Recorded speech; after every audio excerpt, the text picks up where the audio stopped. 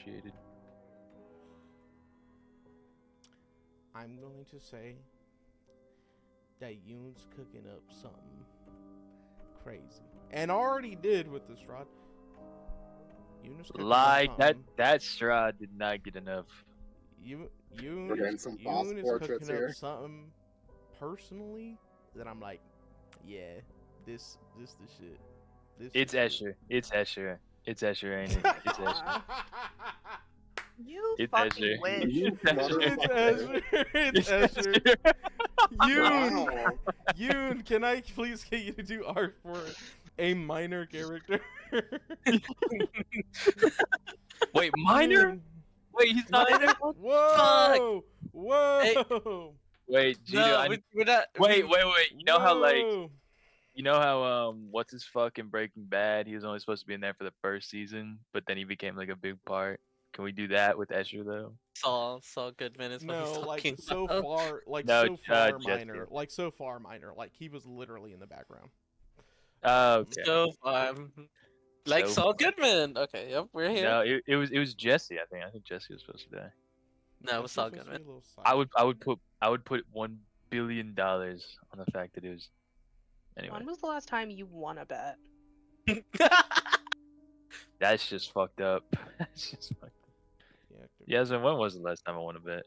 It was definitely not Riedel, so Fuck, don't you motherfucker.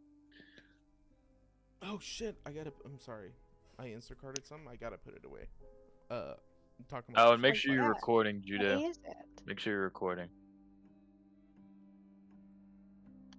Anyway.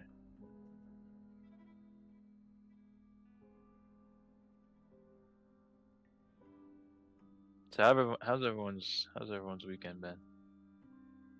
It was fun. Vivi's birthday was yesterday. We had a little birthday thing. I ate shortcake for dinner today. I'm still hungry. Oh, very nice. My My best should friend's have birthday was eaten the yesterday. tall cake then. Boo. Uh-huh. Okay. Okay, I'll just jump out my window. My best friend's birthday was I had yesterday. my- We played. I was in the kitchen. I had my headphones on, and I came back just to sit that. That was actually a banger. And that's crazy. None of y'all acknowledge that. Thank you. Yasmin undiscovered in her time. Thank you. Thank you. Everybody hold your applause, I know. Anyway, Okay. Judah, look- are you recording, Judah?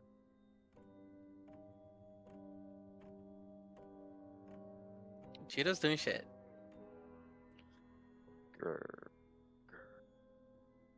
grr.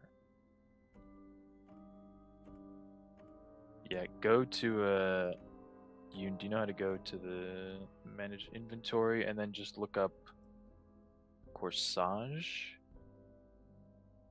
And it'll be the Corsage of the Hidden Thorn, and just add that to your inventory. Oh yeah, thanks for reminding me. I was gonna do a cool thing with that today. No problem. And at the same time, while you're there, add the personal Corsage of the Hidden Thorn as well, I believe. That's the dagger. Personal. that we get from- Personal's gonna be the one that you do add. Corsage the Hidden Thorn is gonna have different rules. So I reworded Muff. the personal one. So personal's probably the only one. Not probably, is the only one that you should really have in your inventory for the sake of not getting confused. Okay. All right, but we play D&D. That's what we do. People are already in the map. Y'all are so lucky that I don't have stuff up here that would spoil That's things why for I you. wait. Judah, are I you recording? waited, so I need the link. Okay, thank you.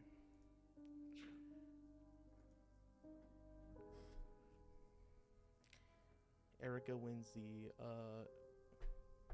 wins that one test that you get from your teachers. The in, marshmallow test? elementary, and it's like, hey, read the whole test. before Yay. read the whole test before you come in. Did you hear about that test they did on kids where it's like they put them in a room with a marshmallow? If they waited 10 minutes, they got another marshmallow. and then they tracked them for the next like 10 years to see how those kids did, and the ones that waited for the marshmallow instead of eating it did like way better in life. Oh, that's a good character question. Would your character eat the Did marshmallow? your parents like put you in a case study or something? I've never heard of I'm this. like, that is not a test, dude. That is at. No, hold on. It is, and it's not. It's just one of those weird things. They're like, what do kids do? The Stanford marshmallow experiment. Not to be confused with that other thing that Stanford did. Stanford needs to stop doing shit like that. What are they doing? If it has Stanford and experiment in the name, I don't want to know. We're not even doing cool shit anymore. All right. Game. Okay. So let's take us back. I have to put on the DM hat real quick. Just back in this bitch.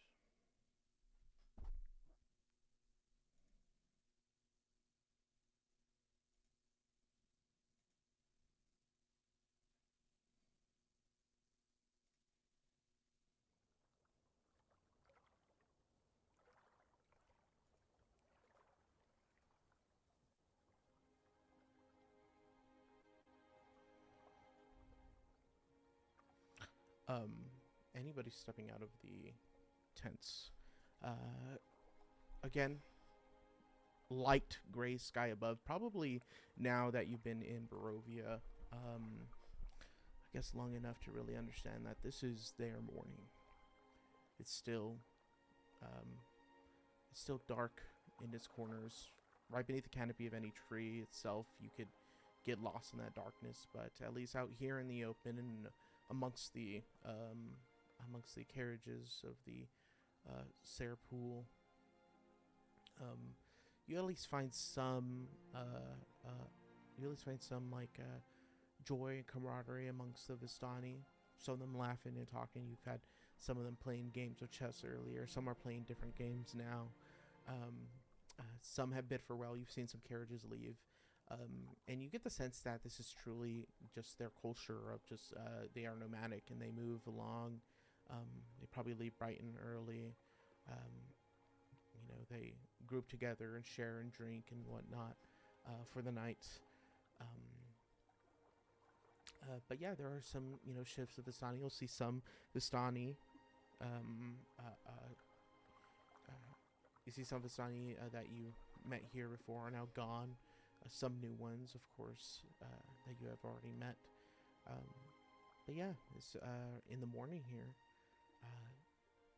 You can see that it is probably traveling time. If you had temporary health points from last night from eating food, go ahead and remove them as it's over.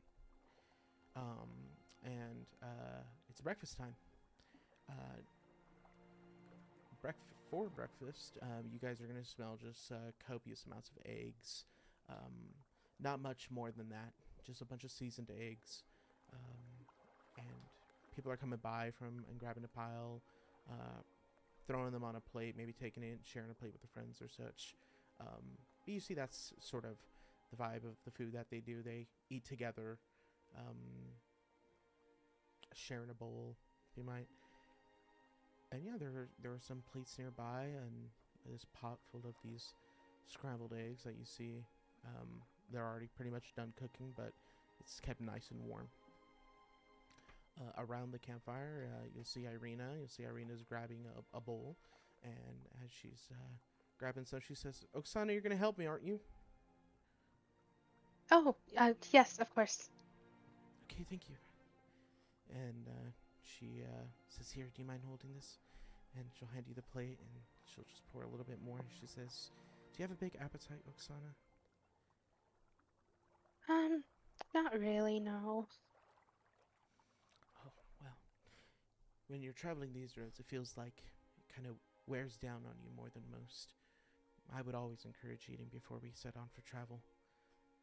So please, she says, take an extra mouthful. Maybe one to go. And you could chew it on your way over there. And she just smiles and laughs at you.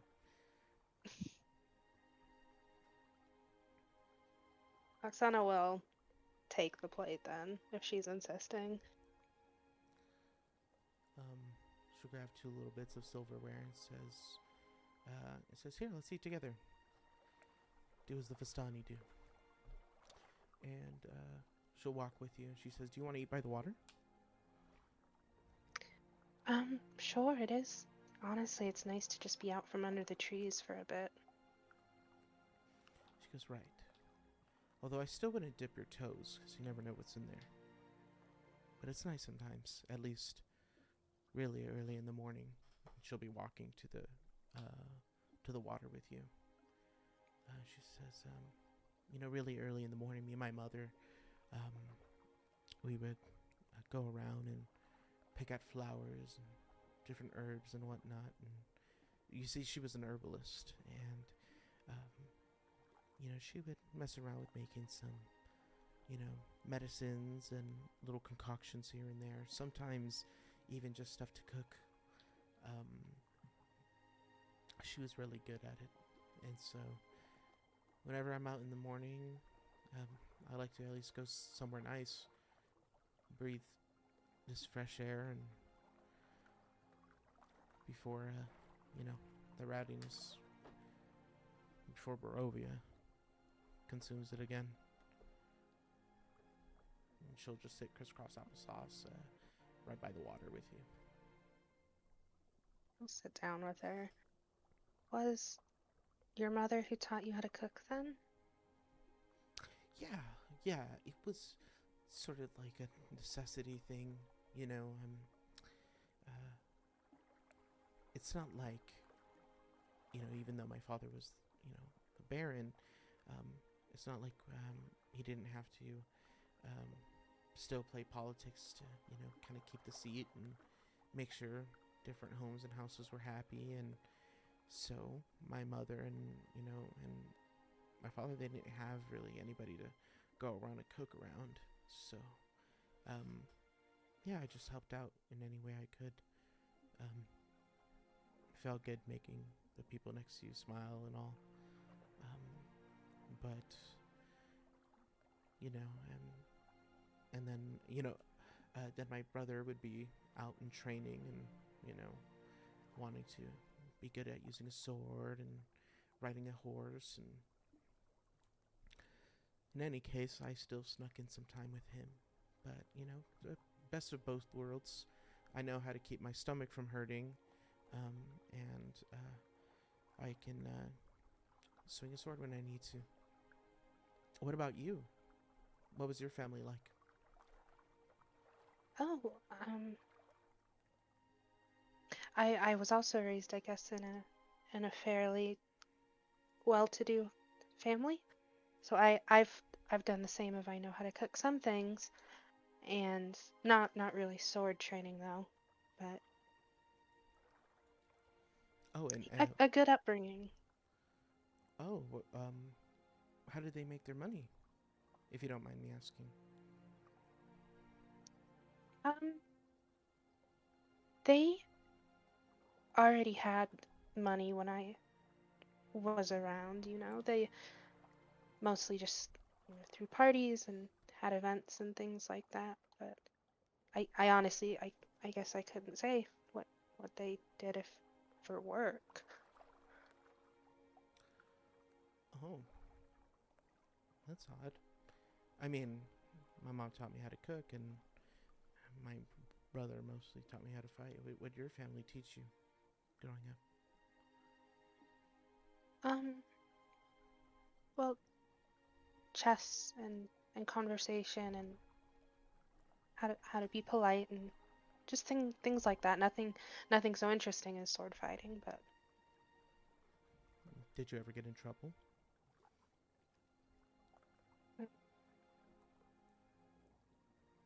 I did my best not to. Oh, come on, you have a good story, I'm sure. I mean, one time, me and my brother, we took the horse out and we went up to the gates when we were really, really young. Really, really young. I think Ismark damn near forgot about it. But I remember it. We got right up to the gates. but we chickened out. Couldn't go farther than that. Out of Barovia, I mean. What did you do? You didn't do anything? I was a very ungrateful child, so I learned to be more gracious and more thankful for what I was given.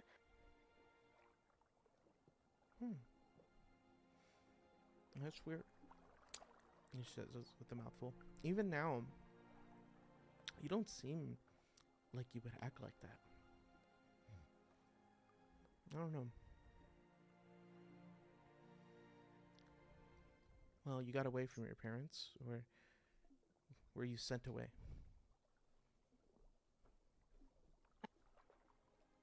Well, I was meant to go to the Multiversal, so not really. I wouldn't try to get away, but Was someone waiting for Yes. you? I think so. I assume so, since I was told to go. So You see, she gives like this puzzled look at you, like she doesn't really understand kind of why you would just go somewhere if someone told you to go. And she'll look at you for a moment, and you probably catch on that she's thinking this. But she doesn't push it much further. While you guys are eating a little breakfast together, Chef and Irene, or rather, I'll just start with Chef. Chef, where are you out about? You stepped out of the tent, no? Chef will look towards the gray sky and mutter, "Another damned gray morning." And he'll look around, wondering what to do with himself, but the word training will be lingering in his mind, still fresh after telling Rayfield what both he, Chef, and Calm now would be doing from now on. And so then he looked towards the water, wondering if maybe a nice drag of one of the big rip rocks to and from would be a good start to the morning. And so he makes his way to that. And on the way, he spots Irene. What is Irene doing right now? Irene, after she ran into the woods to look for that mysterious person, she kind of wanted to linger along the tree line a bit. So she made her way to the water. And she's been kind of just hanging out there for a little bit. Right now, she's kind of perched towards the edge of the water and just kind of looking off. Chef will see Irene staring off into the river, still with the word training hovering in his memory. And he'll think, perhaps more the merrier, and the stronger we are as a group, the higher our chances of survival. But he decides not to broach the topic just yet.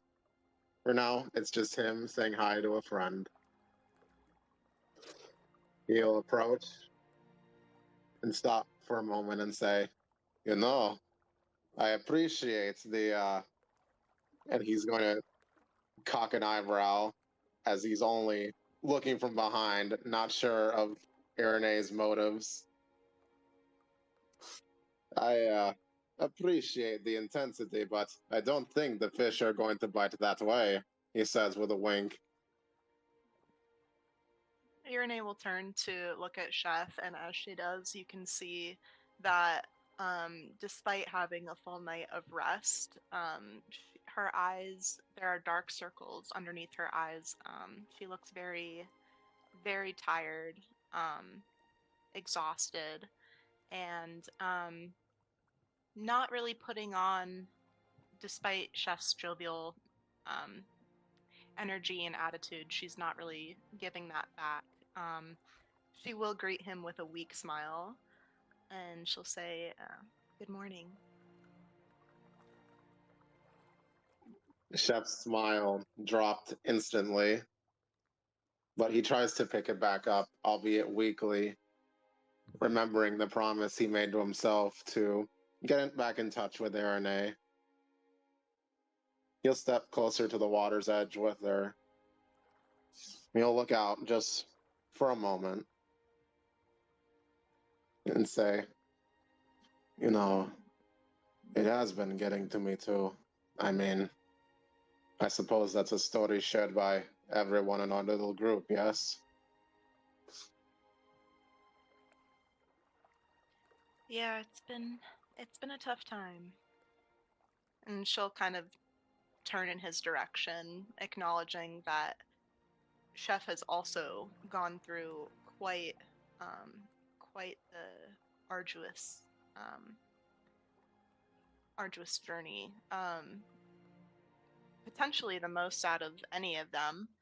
Um, and she'll kind of like bite the inside of her cheek in thought as she ponders this, and she'll just say, "How are you holding up?" Chef is going to let in a big breath and then let it out again, seeing the mist from his breath reflected off the air from the cold being next to the water, and say, well, I have two choices here. One, I could sit here, feel the walls get ever closer to me and eventually crush me, or I could adapt. And then he'll turn to Arane. And to do that, my friend, I have decided to train Rayfield. I think it's about time that someone whipped that boy into shape. And maybe. Sorry, that's my cat being a fuck. And maybe he could do the same for me. And Chef will smile and say, I'm not. I won't invite you to it immediately, but if you ever wish to spar, maybe strengthen yourself a little, the invitation's always open, yes? Irene will raise a single eyebrow at the news that Chef will be training Rayfield, and she'll kind of let out a uh, kind of instinctual chuckle. It's the first time she's laughed in what feels like weeks, even though it's probably only been days. And uh, she'll just kind of like let that thought sink in. Just the mental image of them training together and what fun that must be. Um, it's a nice brief reprieve from the darkness, the impending darkness around them. And she'll say, "Well, I think you have your work cut out for you with that one." Chef will laugh and say, I do, but I will not be sharing with it alone. Calm has.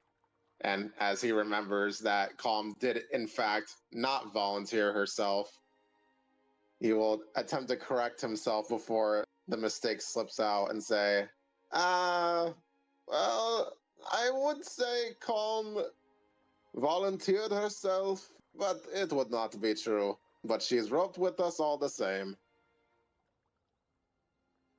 Somehow, the idea of Calm also joining in with the training of Rayfield makes it all the more amusing and unbelievable. And Irene will give another chuckle, and she'll say, "Well, I'd love to see that. That should be quite the sight." Aye, and I promise you, we do not intend to go easy on him either. Also by request made by him, unbelievably.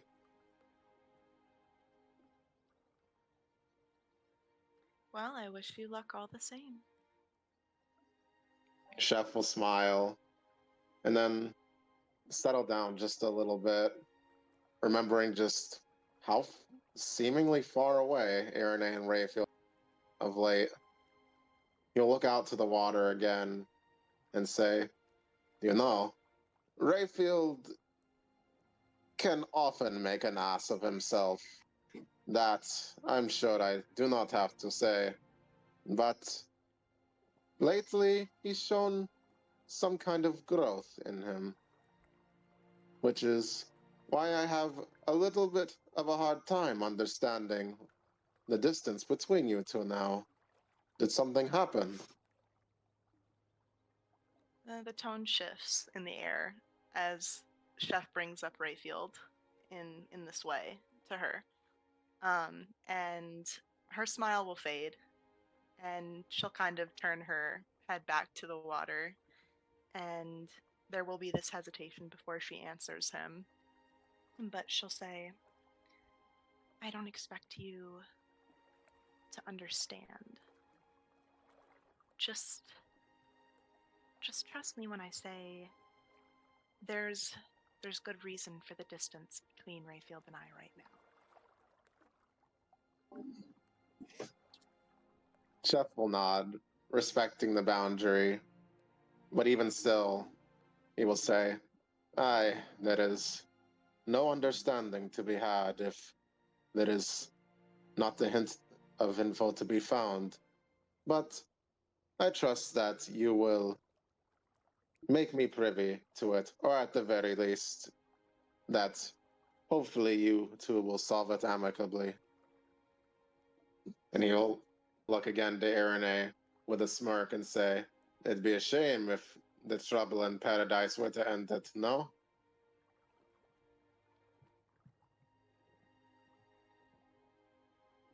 And what?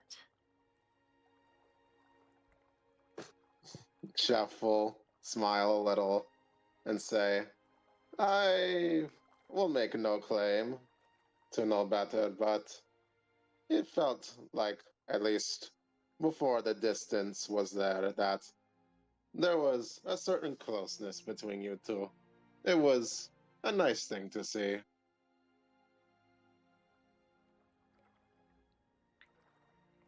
Closeness, yes.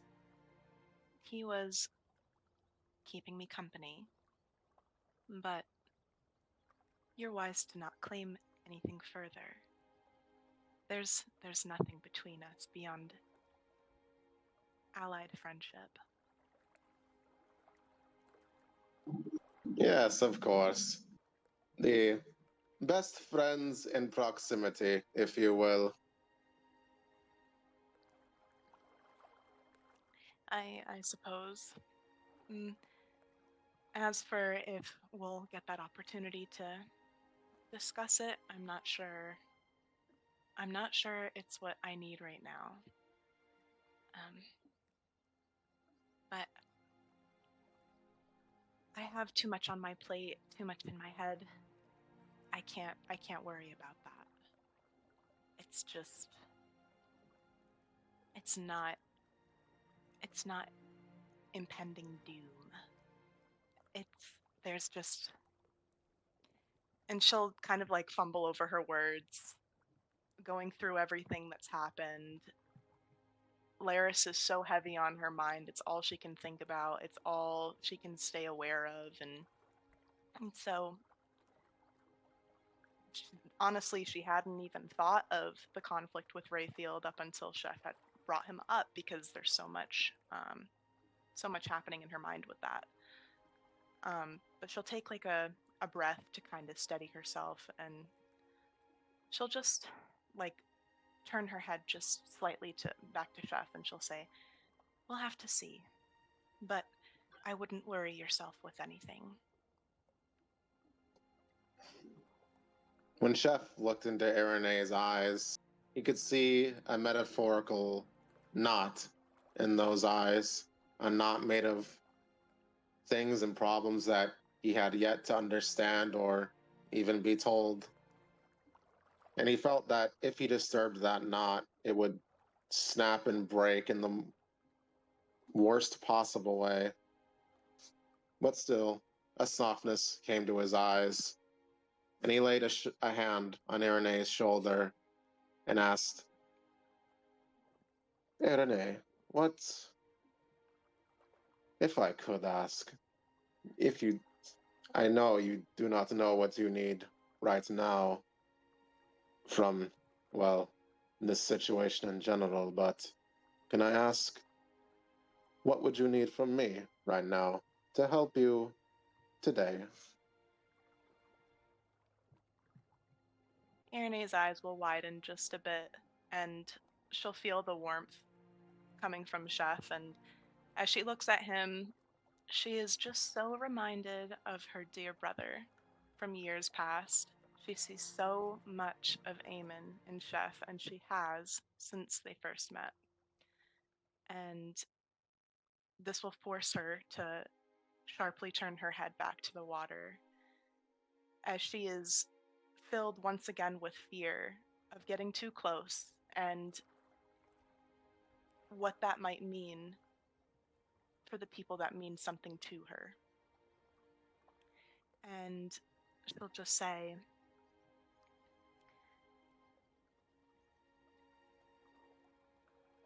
if you just if you just want to sit with me for a while, that would be good. Chef will smile and say, I suppose my morning training can wait. Ah, I smell something good coming from camp. Why don't I get us some bowls while we enjoy the water here? Irene will smile and nod. Chef will stretch and crack some bones before saying, all right, don't get those fish without me, eh? As he makes his way towards camp.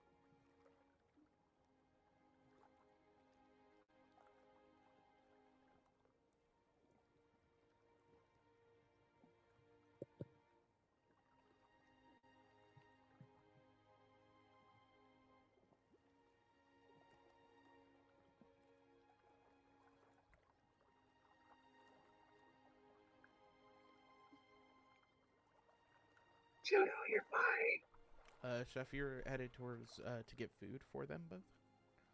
Yeah. Okay, awesome. Wonderful. You're both gonna eat it? I think we are. Mm-hmm. Alright, awesome. And Calm, did you already leave the tent? She has not. Okay. Rayfield, did you leave the tent? I suppose he's still in there as well, as they were finishing up talking. Sure. So carry on from when you guys were finishing up talking. Yeah. Yep, I would say they were probably just finishing up the conversation regarding the training that'll be happening, his apprehension towards it and such. And from there, he's probably stepping out pretty quick, whether she follows or not. Hearing the call for food, he'll probably go up about the same time as Chef is retrieving it for the two of them, and just give him a nod as he waits in line for his. Chef, how are you? Chef will smile and say, the trainee. Bleh. The apprentice in training has finally woken up. It's smart of you to get your food in early. We'll need all the muscle we can pack into you for later. Yes, I remember, back with the Baron, when I was doing my fencing training, he had me eating almost double on my training days, or I suppose the day before my training days. Such is the need for energy, as it was. And he will look at the not one but two bowls that Chef has. I imagine you'll be eating double today as well for our training. Chef will look down at the bowls in a moment of clarity, and despite himself of what he said about not keeping secrets, he felt that this was one that he should keep, at least for now. So he smiles and say, I have got a date with a giant river rock that's needs a good stroll through that beach. And I'm gonna need all the energy I can get. Rayfield sort of just looks past him a little bit and sees some of the huge rocks sticking out of the water, and can only fathom being able to lift or push or even move the smallest of them, let alone what Chef might have in mind. And you can just see the look of like it almost in his eyes. It almost feels like he's like looking up at a mountain that he could never climb. But he goes to get his food and he fills his bowl extra, as is for the training. Chef will. Go ahead. No, sorry, you go ahead. Chef will smile and smack Rayfield on the back and say, "Remember now, Rayfield, there are other forms of strength besides physical. I can see them in you now, but we still do need to beef up those arms a little, yes?" um, Rayfield will, give his classic like "ow" as Chef goes to beat him once again. Sort of the soup like sloshing in the bowl, and he's trying to like keep it with his hand.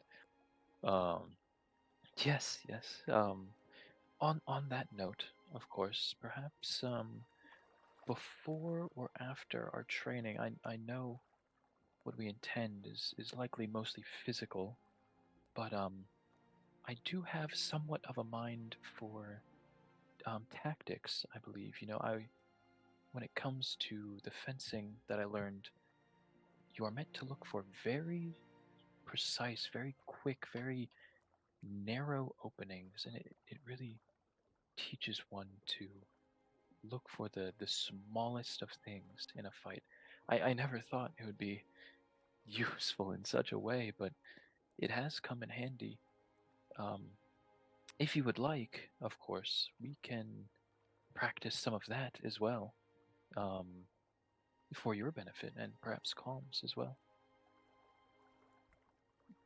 Chef will raise an eyebrow and smile and say, "How positively refined of you, Rayfield. The problems I see, I just beat with my fists. I make an opening in their face. But perhaps your way of fighting will also prove useful. I can't wait to see how many openings you find in me." Well, we shall see soon enough. And you could see he's trying to keep it together once again. The idea of or more so the forethought of what's to come is sort of like creeping into his mind again. It's making him a little tight. Well, um, just hours away, I suppose. Chef will bellow a laugh and say, "Aye, and I am counting down seconds, my friend. I'll see you in a few hours then." And he'll Me walk. and you both, I imagine, for some different reasons. Enjoy your breakfast, Trotar. Enjoy yours, One Heart. And he will walk down, pretending to go towards the rocks, but he'll soon circle back to join Irene. And actually, right before he goes, as he's sort of walking away, Rayfield will get a thought. Chef, one more thing. Chef will look back and say, "Aye, what is it?"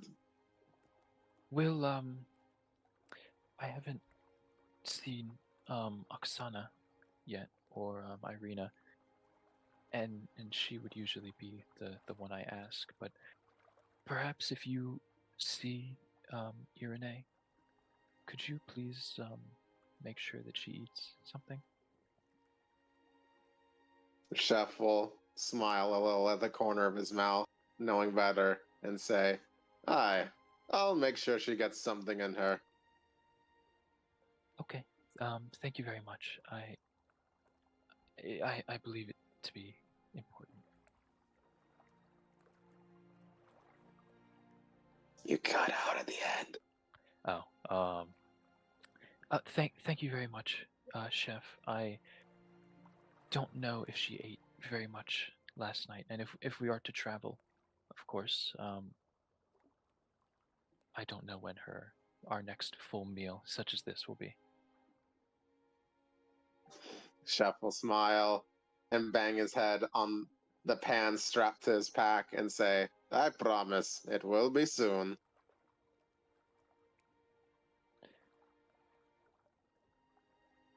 And Rayfield will wave him off and go to eat. And as he's eating, probably be looking over some of those notes that he and Irina were taking last night for the fire bottles, just by the campsite. Awesome, Rayfield, you're gonna have come up to you and sit right next to you after grabbing a bowl. You're gonna see a Vistani that you met earlier. Well, I would say last night. You met a woman named Eliza. And she says, Yep. Hey, what's your name? Oh, hello. I'm Rayfield. We spoke yesterday, did we not? Yes, but I forgot names already. She says, a little bit too much on the wine.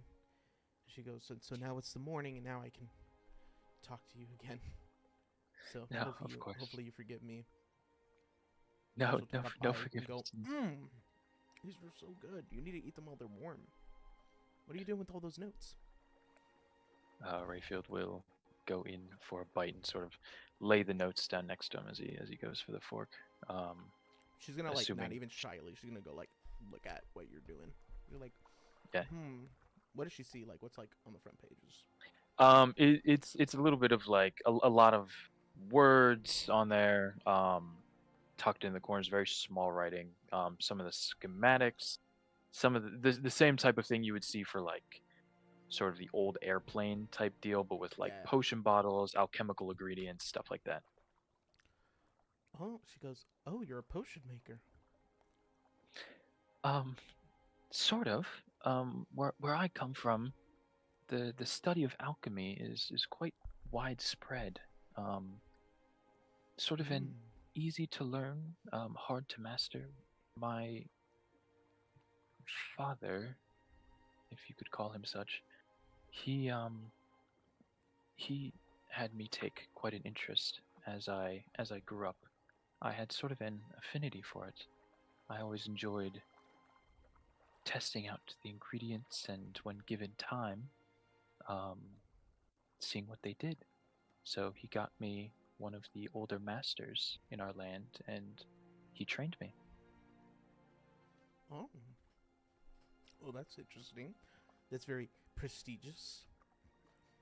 Yes, I come from, well, I was raised in some amount of prestige. Are you interested in alchemy yourself? Would you like to take a closer look? And he'll put the fork down for a second and like slide the notes closer to her. Yeah, she'll grab at them. You can see she was like kind of chewing through all of her eggs at that point, and she'll grab at the paper. She goes, "I'm gonna be honest." She's like kind of like shuffling through them, just like skimming them as you would like if you weren't really interested, but wanted to, maybe entertain somebody's idea. And she starts, kind of looking through the papers, and she goes, "I'm gonna be honest. Not really. I'm not really into alchemy or potions and." She goes like really like prestigious stuff, if I'm being honest. I mean, you're fine, and no disrespect to you, but most of the time I can't really stand those people. And she goes, No. So did you course. miss the multiversal, or did you get lost Yes. on your way out, or?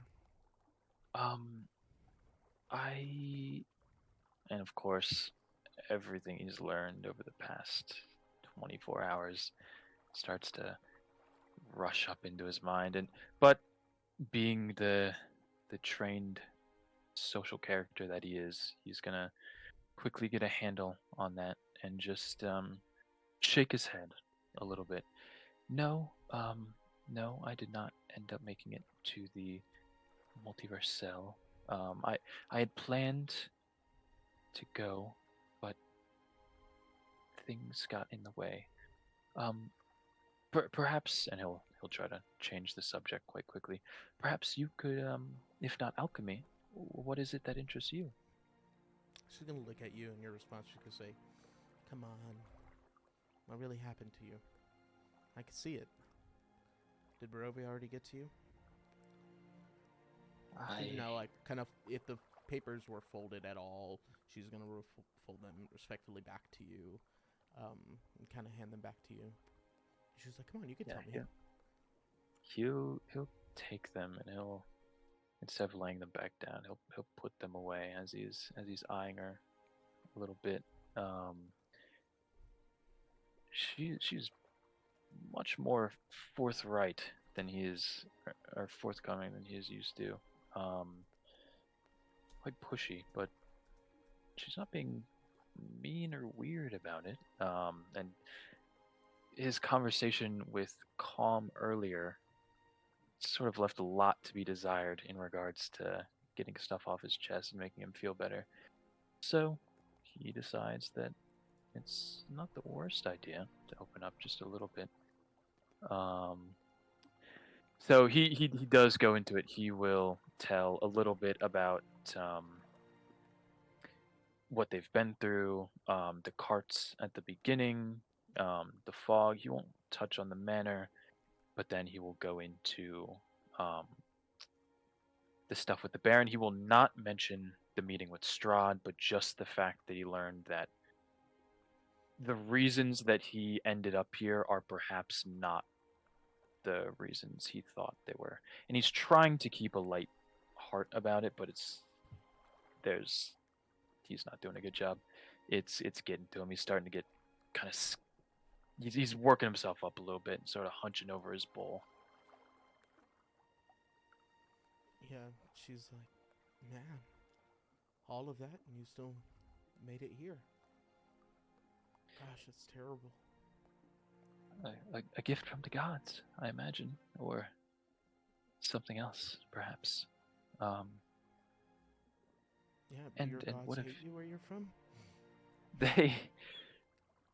And he'll that question's gonna stop him for a second. He was gonna laugh it off, but he's just not able to. I hope not. I hope I've not done enough to earn their ire. I've done misdeeds, but hopefully not of such an egregious manner as to have this be my punishment. She goes, "Well, it sounds terrible, but that's par for the course here." And she goes, we get the pass to move freely throughout Barovia, but I mean, that's really so much as to, whatever's, if something's very hungry, it'll come for you regardless." And she says, "So, that story you heard,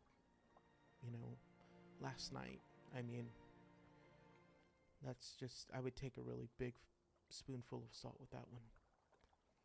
She goes, "So I kind of get it, and it's pretty terrible. Where are you going to next?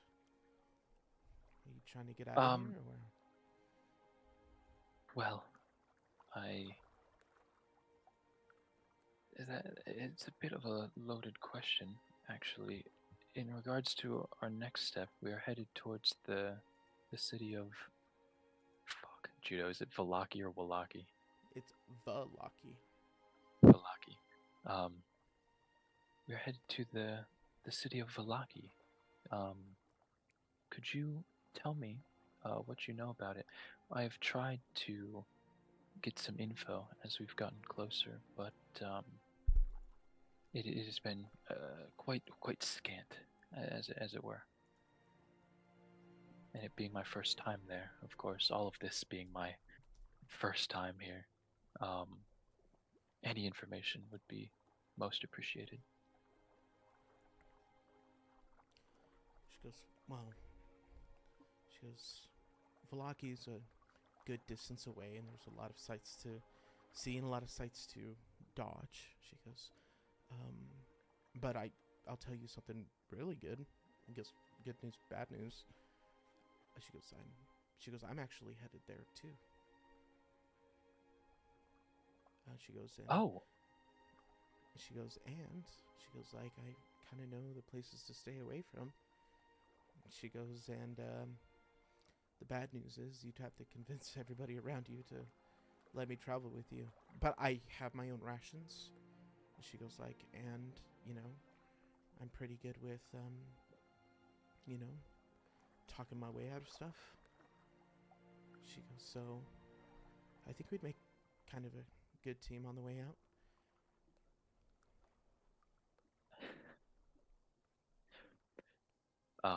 Rayfield is going to finally really turn to look at her and, you know, really take in what she's saying.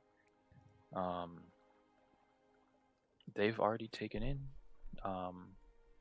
another into their party in Irina, and traveling as he's seen in this big camp, in the Vistani camp, more people traveling together seems to mean more protection, more comfort. Um, you know, just having more people that know more stuff is rarely a bad thing, as he understands it.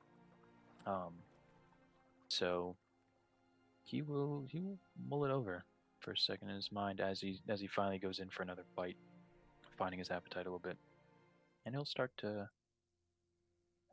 nod a little bit. He's the Vistani are strange in his mind. What he's seen versus what he's been told, and the conflicting accounts, nobody being a reliable narrator for their story, maybe least of all themselves.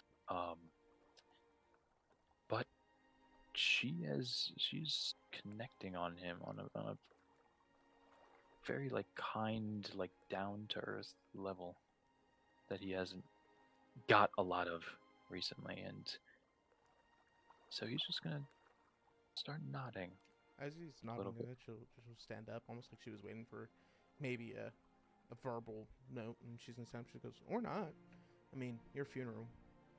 And then she's gonna say, I'm just kidding. I'm kidding. I'm kidding. He'll swallow. She'll see him like trying to like swallow hard to get an answer out. No, no, no. I don't see that. Oh, of course. I wouldn't. Of course, I would have to ask my compatriots, but I would see no problem in having you join us, Eliza. You said they would need convincing.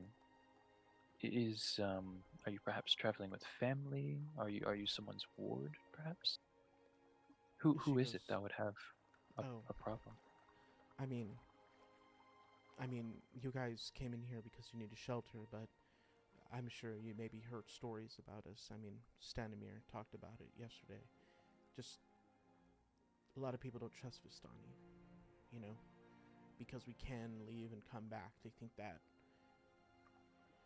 we're just a part of it, that we're evil ourselves, and of course that's not the case, right? I mean, the poison hasn't gotten to you yet, right? And she's gonna look at you for longer, and she's gonna say, I'm kidding. She goes, it's just, people don't like Vistani. They don't trust us. And she goes, so, you know, even though you guys need some shelter and we're nice for it, that doesn't mean, you know, people haven't attempted to burn our wagons on the way down. And she's going to point to, you know, a wagon that looks like it had been singed before. She goes, like, you know, on the way out, people who, you know, take advantage of us and don't want to help us, but we keep helping them because that's just what we do. I mean, that's what the story tells. And she goes, like, in any case, I won't be offended if anybody says no. She goes, like, but it would be nice to travel with some people, you know stuff I don't, and you travel with me, and I know stuff you don't, and, you know, I'm still alive, and I know I don't look it, but, you know, and she goes, like, and don't correct me, but, you know, I got some years in me of experience. She goes, like, you know, I can hang with a group of adventurers. She goes like, I'm really just trying to get to the next camp. And it's right next to Velaki. So, no ulterior motives, no secrets, just travel.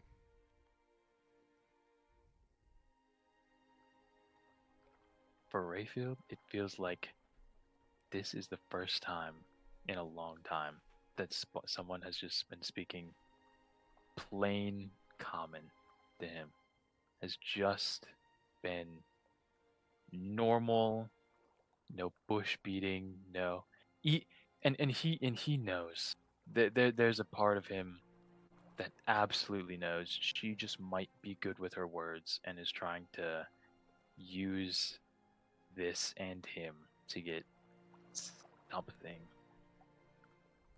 But it's overshadowed. It's overshadowed by her, really. It's overshadowed by the fact that she's just being seemingly very upfront and responsive to what he's saying. So he's gonna keep nodding. Yeah. Um, like I said, I would not have a problem with it. Your time spent here and being alive and surviving in this place is honestly, in my mind, all the credit that you need. Personally, I've spent only few nights here so far, and I cannot imagine years and years to come of the same of what I've experienced. So having one with us, having another with us that has been in this place and perhaps one that has traveled more than our other companion, um, that could do us very well. As you said, we have much knowledge that we could share. I would love to learn more of this place and get more information for what we could expect from our travels. She goes, well, I'm not a tour guide or anything. She goes, I'll just tell you when a berry you're gonna eat is poisonous. But usually it's the vines that grab you that let you know that. She goes, so, if you're cool with that, she goes like, I'm gonna be honest, I'm using you guys a bit too. I mean, the fights you guys endure, the undead and all that, I mean, that helps me. So she goes like, just, we'll consider it a pact, just of survival until we get to where we need to go. Absolutely. She goes, I'll be waiting here. You let your group know, and I'll take the nod as a yes, and I'll take the head shake as a no, and I won't make a fuss about it. I'll just let you guys do your thing. Yeah, Rayfield. All he can do right now is keep nodding. He is finally in a spot where he doesn't really even have to make a decision. Everything she's saying just sounds so right for some reason. Just it all makes sense. So he's just nodding along, and he finally with another swallow is like, yeah, I will talk to the others after we're all done eating, and I believe a few of us have some more things to attend to, but I again cannot fathom a reason why they would not want you to come with us, unless they have been taken by this same poison, the mind of which you spoke, of which I do admit I had heard some things, but speaking with you, I feel almost elucidated somehow. And she goes, yeah, well, hopefully it works. I saw the bear take 2 bowls, and I was relieved. And she'll just smile. Anyways, go ahead. Yes. Do All your right. thing. I'll leave you guys to it. I need to go prepare for the journey. She goes like, and I'll give you this one for free. If you're going to be leaving, you should be leaving soon. The light's out, but when the dark comes in, it comes in hard. So you guys might want to get Absolutely. moving. Absolutely.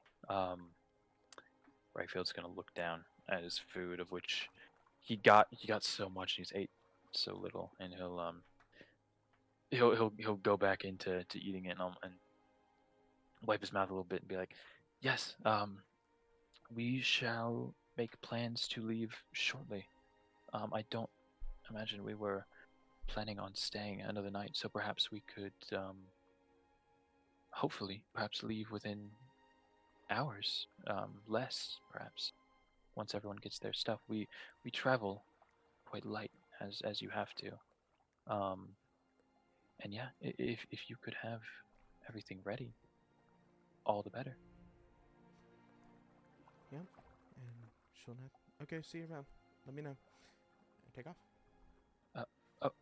Bye. And he'll go back to eating, and he's eating quick now. He's got his orders, so he's eating quick. All right. Calm. Where are you up to? Calm was taking a personal time here. She was kind of getting sick of being seen. So she's taking stock of herself, what she has. More importantly, she's been looking over the corsage. She pulled one of the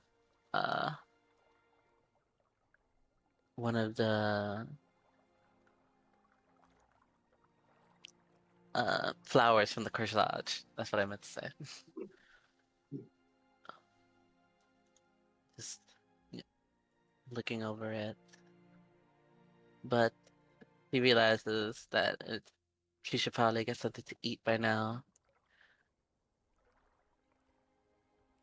And she'll walk out. She'll have missed probably. I think you said Lisa walked away. Mhm. She'll have missed that interaction and seeing even her near Rayfield. So she's just walking over to take her bowl. I'm gonna say as well, Irina maybe ushered in Oksana back to the campfire to kind of meet up with the group and grab their bags and stuff like that. But you're still good to go, Calm. They're just kind of nearby.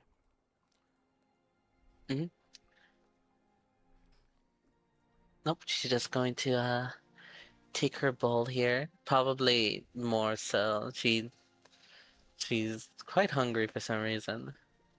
She's unsure, but she takes an extra helping of the food. Probably rudely, but she doesn't quite care. Yeah, she doesn't really sit next to anybody. She's just peacefully eating by herself. She's really not trying to be seen, but it's a little hard. On that note, as she comes over and once she is settled, Rayfield is not gonna go next to her, but since their benches are close, he's gonna like shuffle to the edge of his bench that is closer to hers. She's gonna stay right where she is. And just as he's getting done eating, and putting his stuff back, he'll say, he'll say, "Calm, how would you feel, if another was to join our group here? I met one of the Vistani, a woman who knows this land much better than I believe any of us do. Even Irina, I would imagine, who has spent most of her time in just the village, but they've done some traveling. She wishes to travel with us. How would you feel about that?" She's like face down in her food, and then he speaks and says that, and she like quickly perks up and like looks to him. Who did you speak to? Oh, it was and he'll look around the camp to try and point them out, but not quite seeing them right now. Just turn back to calm. Just a younger woman by the name of Eliza. She travels. She's one of the Vistani. She wishes to make it to the next camp. Apparently, that is by Valaki. She says, this would be a bit of a mutually beneficial situation. She knows Daria, and I guess as everyone's coming in, he can start to tell the rest of the group this as well. One of the Vistani wishes to travel with us, a young girl by the name of Eliza. She seemingly knows the realm somewhat better than we do.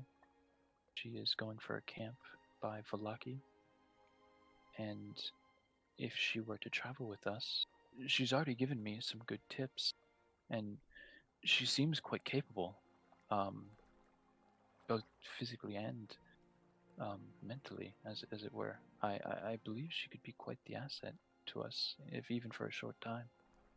Irene is going to pipe up. She came in just at the tail end of hearing about this Vistani named Eliza right before Rayfield started explaining that she wants to travel with us, and she's going to chime in and she's going to say, Eliza, she wants to come with us. What did you tell her? Oh, I just told her. She came over as I was eating, as I was going over some notes.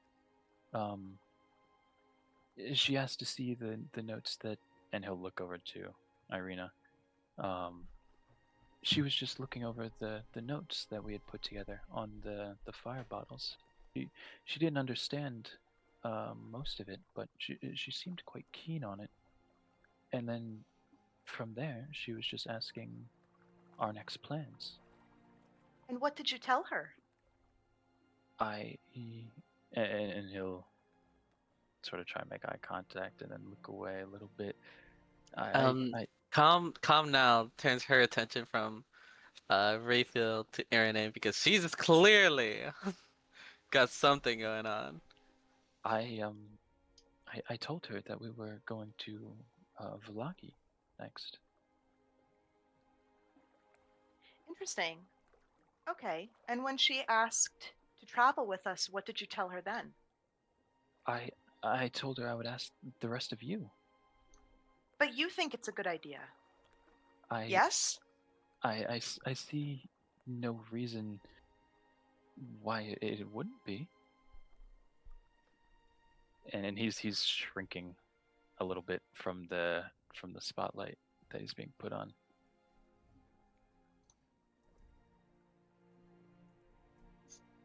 Where is she? Can you point her out to us? Rayfield will turn around and again, Judo, can he see her? Is she still around the campsite? Yeah, you're gonna see probably now like walking over from like the break-in where some carriages are. You're gonna see her walking in. You see that she's just like has her bag in front of her, like a little knapsack, like pulled in front of her, and she's you see her just like grabbing things and counting things and putting them in her bag, and she's just like kind of consumed with looking at her bag right now and stuff.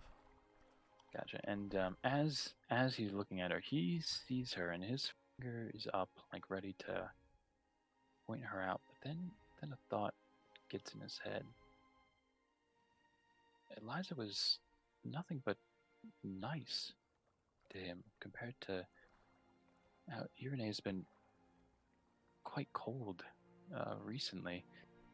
And so instead of pointing her out, he'll actually turn back to her and stand up a little straighter. Kyle does say something here. I would like to know who she is too. Of course, but Irene. Chef will immediately close the distance and say, I'm sure she would be a decent traveling companion. But let me ask you, Rayfield, the Vistani, they are people who are known for sticking with each other instead of outsiders. If she wanted to get somewhere quickly, why would she go with someone who are with people who are not of hers? That is a good point, Chef. But hold on, Irene. May I ask you, Rayfield, what were you thinking during this conversation? Did you think at any point in time to question her motives at all? Or did you just blindly agree because it was a pleasant conversation? And he's gonna start. He'll almost take a step back as the scene has sort of shifted here. I don't. Irina's gonna speak up while you're stumbling. She's gonna say, "Well, I'm, you know, I'm traveling with you all. You guys are all taking me, and I mean, we've had pleasant conversations in the past. I mean, do you know this? Do you know this person, Irene? I just don't know why. I know you far better than I know this person. Yes, but there was a time where you did not know Irina or granted any of us. Irina and Ismark opened their home to us. They took us into their village. And they have opened their when camp we to needed us. it.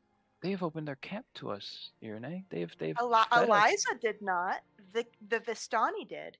Eliza did not. She is of the Vistani. I'm asking you to give it some thought before blindly accepting someone's invitation to travel with us. We don't know this person. In this moment, Irene is having the understanding that no one else knows the information that she knows about there being a spy, someone potentially not to be trusted.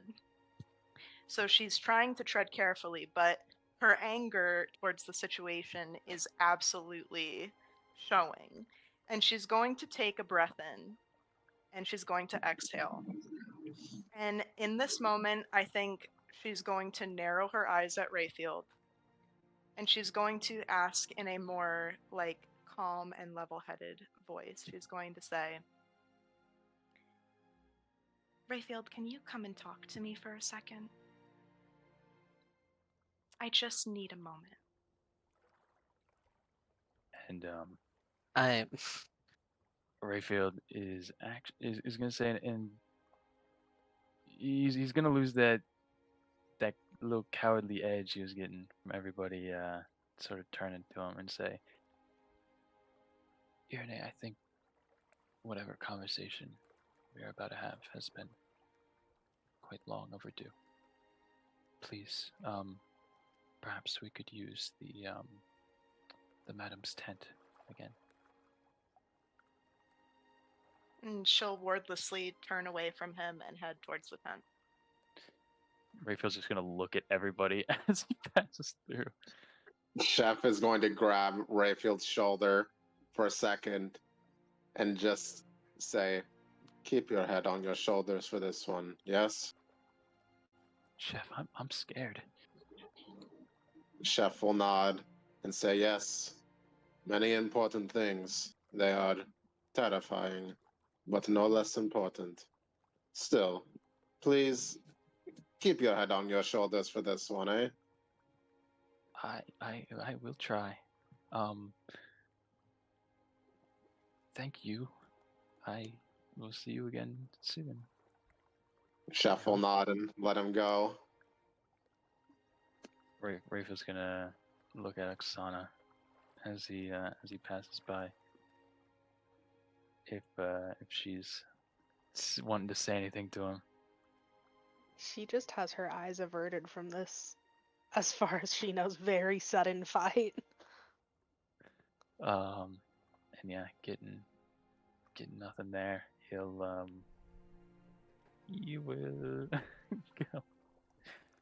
Calm is, if anybody sees her, she's got like a snarl on her face. This is quite the tone to take with Rayfield with the way Irene's been treating him. She's just gonna. She is going to eavesdrop. They could try and stop her, but Chef, just out of worry, is looking at Calm's direction. Not know. He figures that Calm is sneaky enough to be able to pull this off, but Chef is not. They're all just gonna be like standing in the fucking doorway, like heads stacked on each other. Before Okay. you guys make it into the tent, I'm going to have whom you've already lost track of at this time as Irene is walking in. You're gonna almost bump into someone, and it's Eliza, Irene, and she's gonna say, "Oh, I'm so sorry." She goes, "I couldn't find Madame Eva," and then she's gonna see Rayfield, and she's gonna say, "Oh, Rayfield, hey." And she's gonna look at kind of like the situation, kind of like looking at both of you.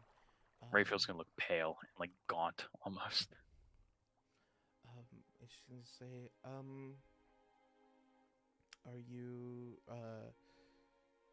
you looking for Madame Eva? She's not here."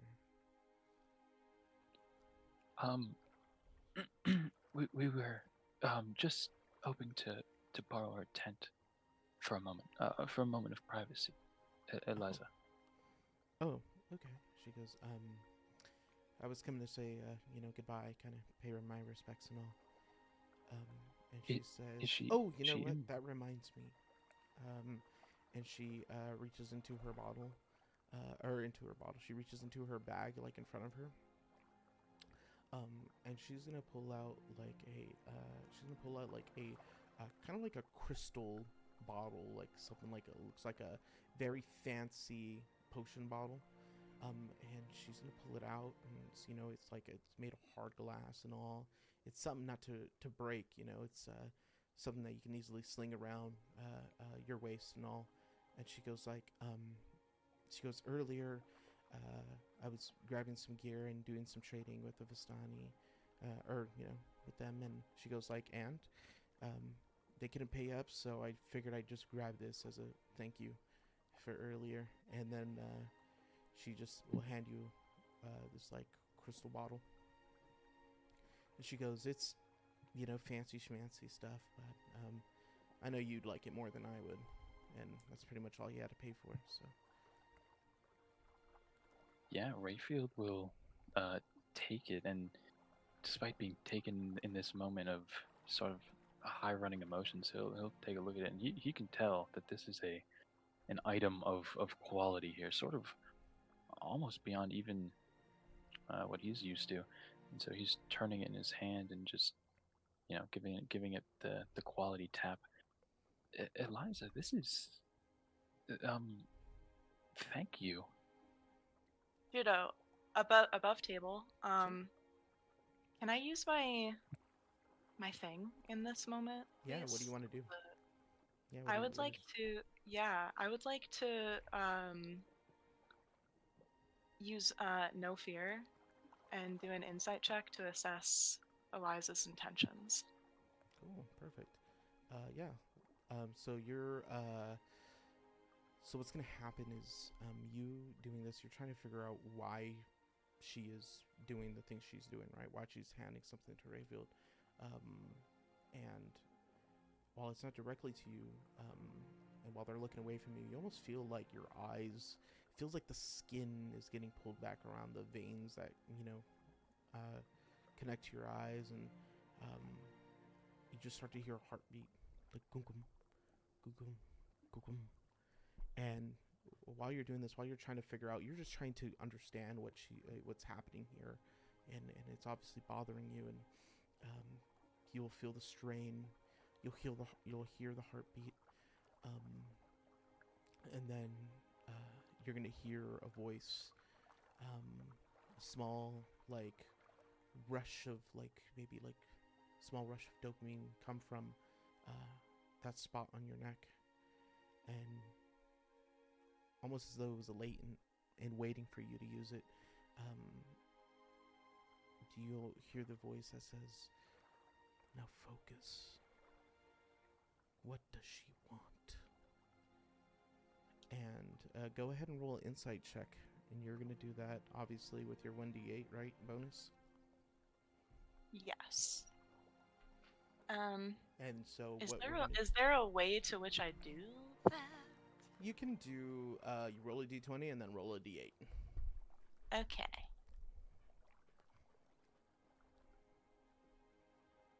Cool. 20 is 18. And that's a 4.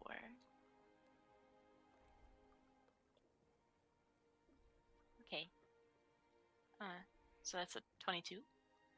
Awesome, that's great. That's amazing. You can tell that she is attempting to schmooze Rayfield, that she wants to be on his good side. That is what you know without really knowing her. Huh. And she'll hand it to you, and you'll just kind of cut back to the conversation. The heartbeat, itself was kind of like fluttering, almost like when you're maybe talking to someone you like or something like that. Like that's kind of the feeling that you get, right? Someone trying to impress another, and that's what that feels like. And then eventually the strain released from your eyes, and the heartbeat, dissipates, and you're back to the conversation.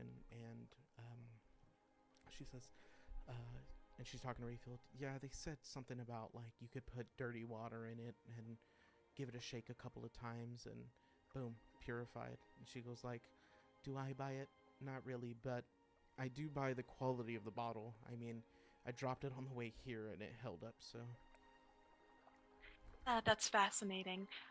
If you don't mind, we have a private conversation to have. Absolutely, absolutely.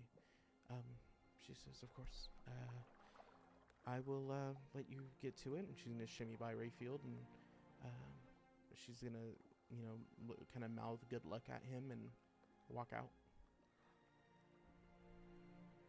Yeah, Rayfield is going to just, as they pass by, as a sort of a median solution here, just bow his head to her a little bit in thanks as they go into the tent.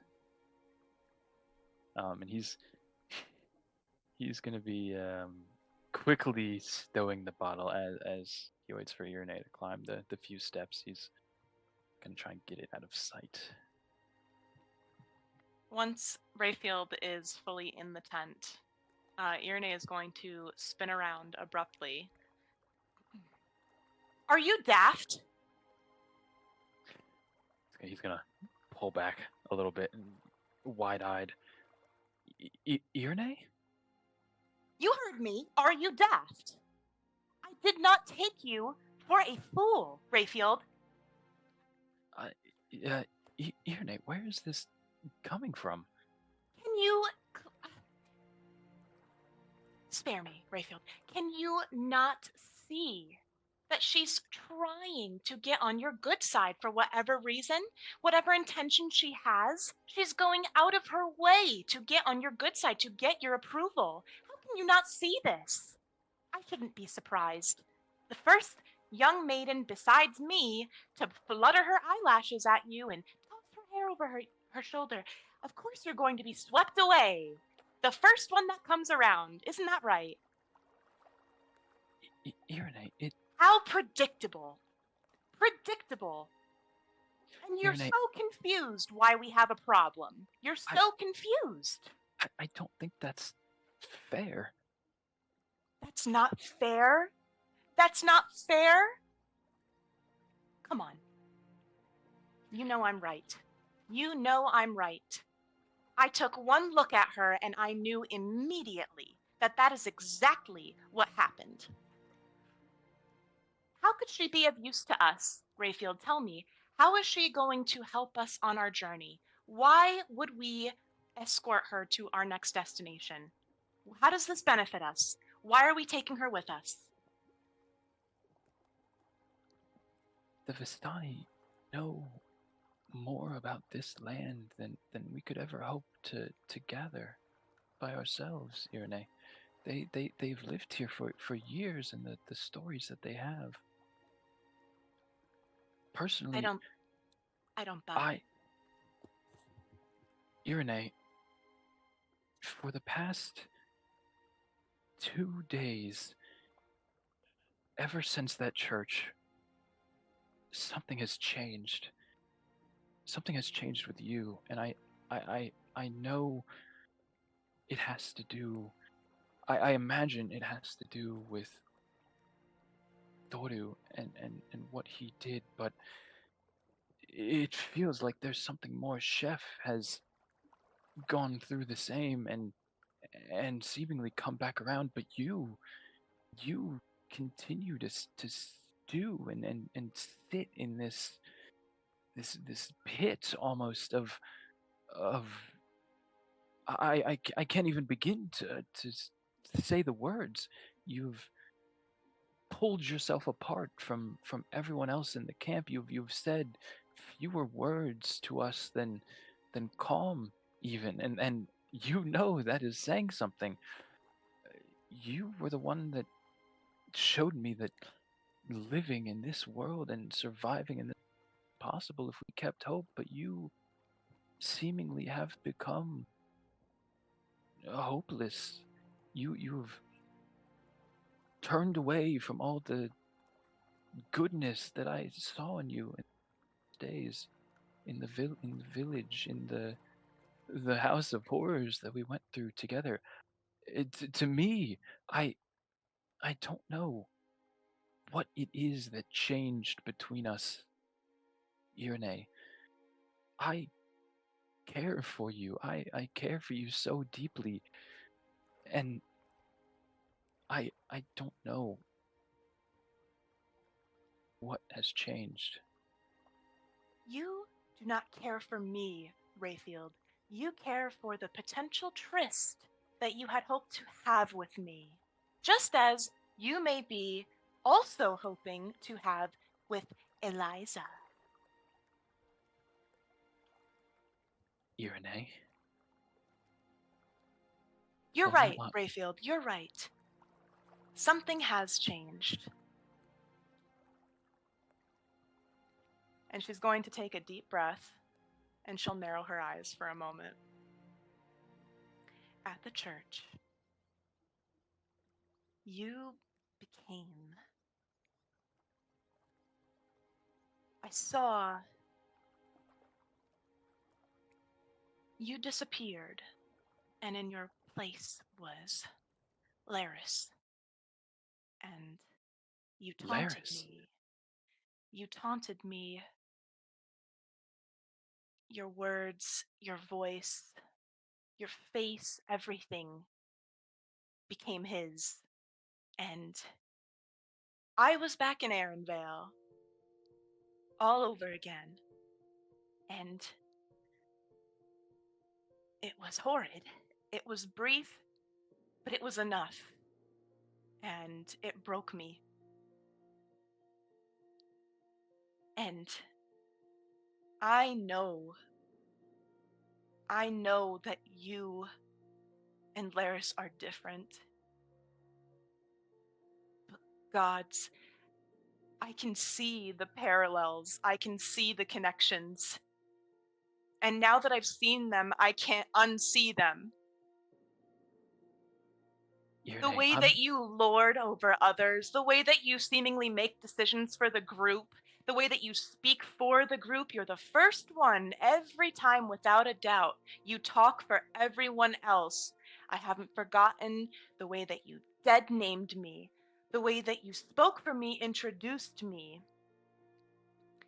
And of course, let us not forget the way that you so easily fall for any pretty little thing that walks by. It's all like him.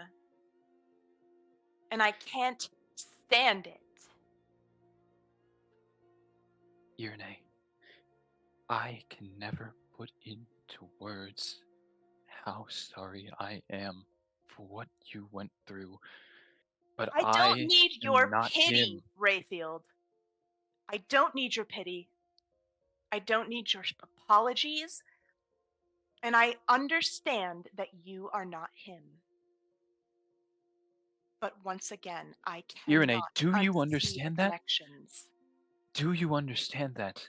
Truthfully, in your heart, do you understand that we're different? I have I know that I have made mistakes, but I've tried to be better. I am trying to be better. I know it's not such an easy fix, but with Laris, that is years, that is centuries of mistreatment with no repercussion, with no action on your part because you could take none.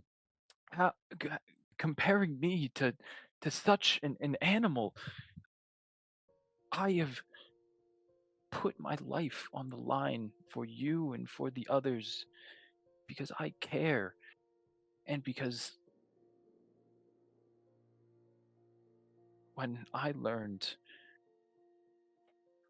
the Baron had done to me, when I learned that all of this was completely outside my control and had been perhaps from the moment that I was born, it rocked me to my core.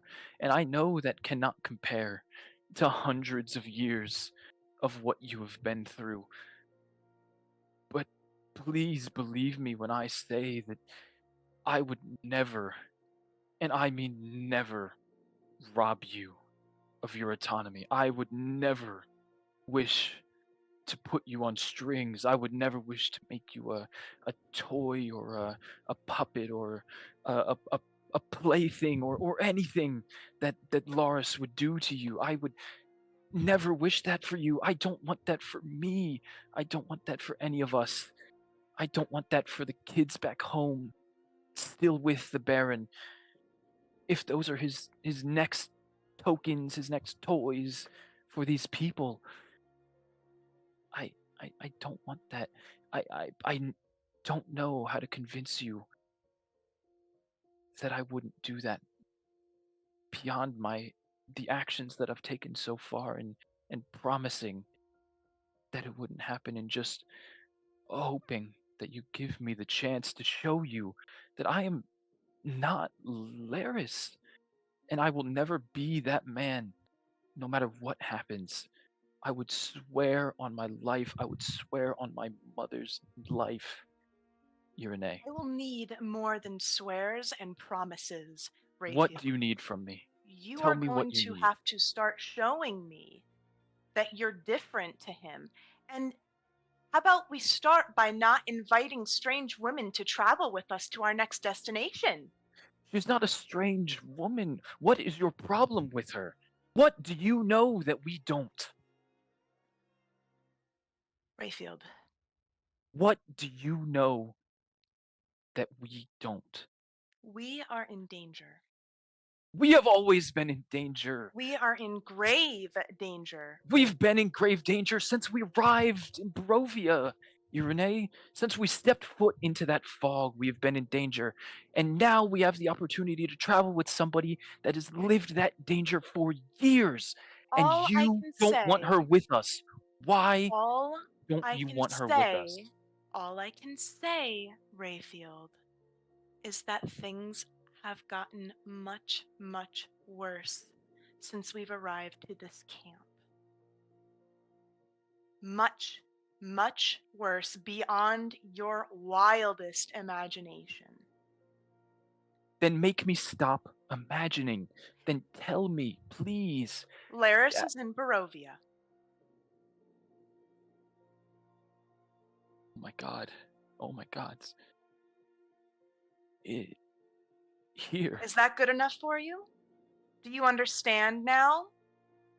Do you understand the great peril that we're in now?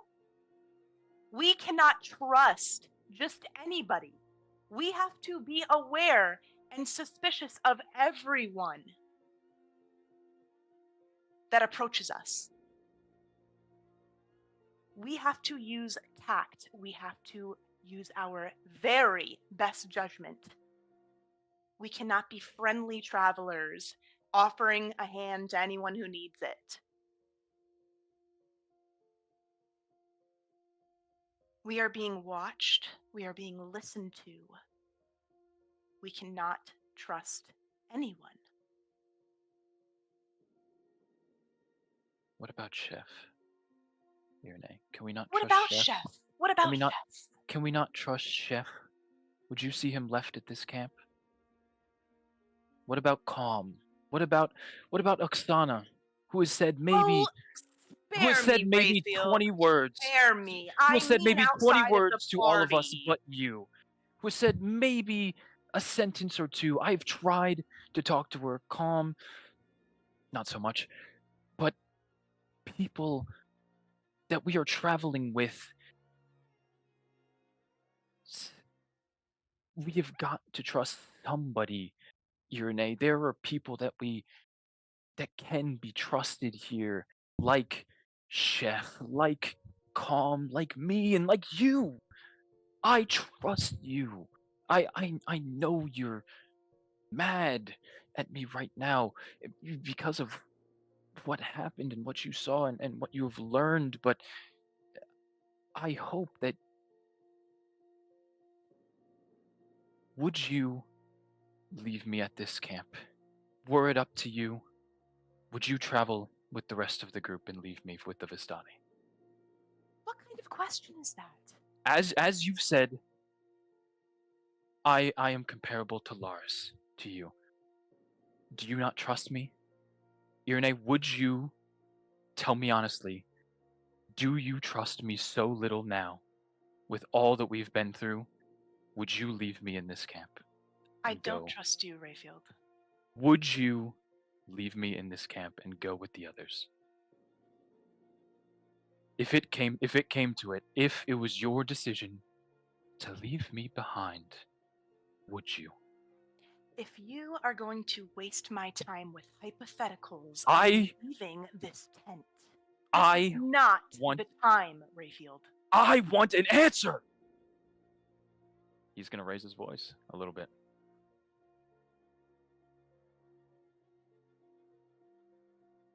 Yeah, she did not like that. She's going to narrow her eyes once more and tilt her chin down. And she's going to say, "There it is. There he is. Irene, Just as I predicted." I didn't mean to. She's going to raise up her hand. She's going to say, "Stop. Just stop. We are traveling companions. We started this journey together. I can only hope that we end it all together. I do not trust you. I do not trust anyone fully. Back to the matter at hand. If you are willing to die on the hill of allowing Eliza to travel with us, just know that my answer is no. And I only hope the others agree with me."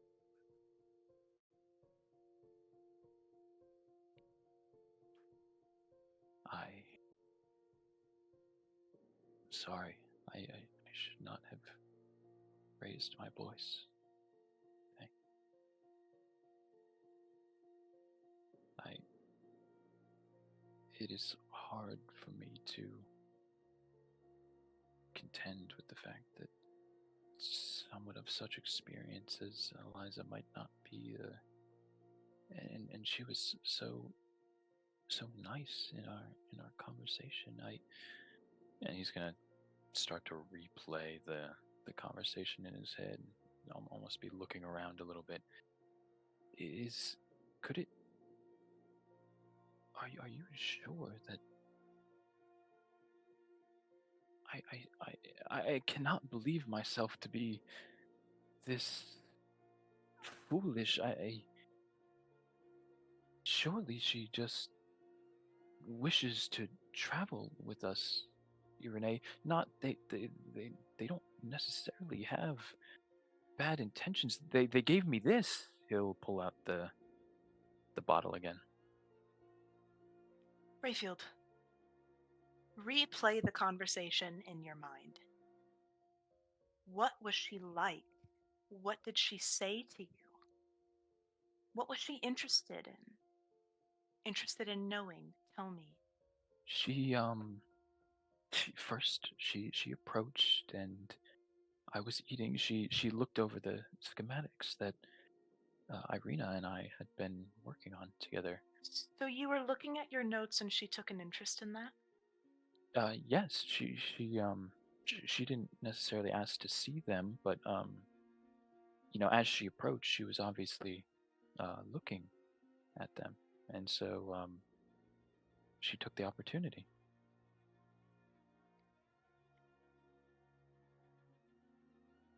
I'm just going to ask. Consider the conversation that you had with her. Really ask yourself, what could her motives be? What could her intentions be? Does this sound like somebody that you can trust to travel with the people that mean something to you? She and he's going to be replaying it, and in his mind, still this conversation is one of the nicest. It was the definition of short and sweet. This conversation was pleasant by all means. She had seemed so immediately engaged in what he was talking about, and everything that he said to her and she said to him, it just flowed so nicely. And try as he might to see Irenaeus' side of this, that conversation is going to shine pretty bright in his mind. She was nothing but nice to me, Irenaeus. Everything that she said, everything that she has done in the short time did. I hate to say it, but she has been more of a group player in the last 5 minutes than perhaps you have been in the past 2 days.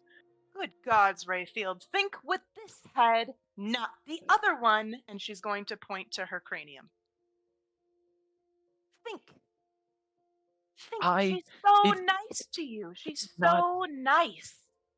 Why it is is she so nice? What is this, Rayfield? That you have one wonderful, pleasant conversation with a pretty woman, and all of a sudden, that's enough. That's enough to just take her with us. Why? Ask yourself, why is that all you need? it it she I she wants to come with us. She knows this place. He's going I to nod knowingly. Mm-hmm. Mm-hmm. I she gave me the she was so was it truly all just an act, Yurne? I thought I knew people better than that. From one woman looking at the actions of another, I believe it was all an act.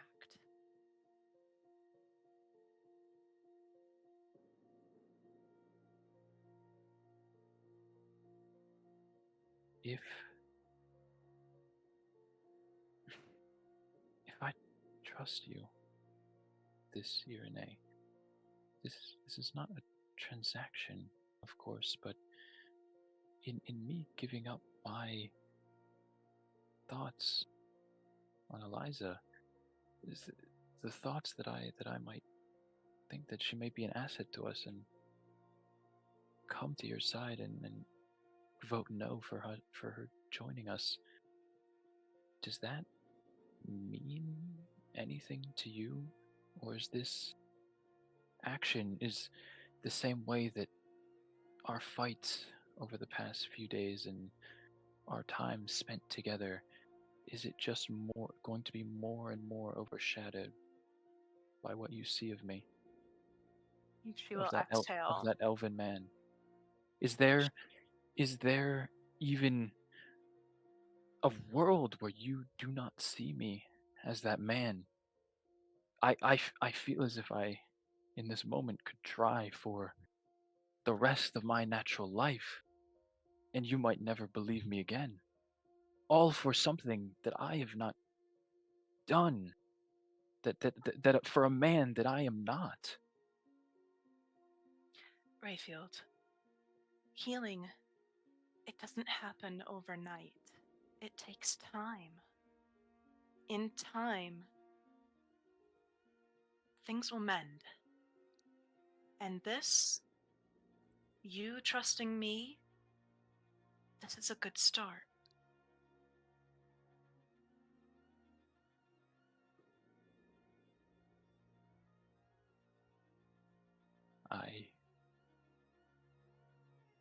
I trust you, Irene. Not because you're a pretty face, not because you've been sweet to me and have given me some amount of comfort in this broken land. I trust you for your actions, for the help that you have given me and the group and the people of Barovia so far. And you're right, I have not seen that in Eliza. She has given me a trinket, really. She has given me a trinket and expects that to be payment enough to join our group. And you're right in the fact that that is not enough. Is there, and I must ask, something about her specifically that turns you away from her service? I Irene, did not see you react in such a manner.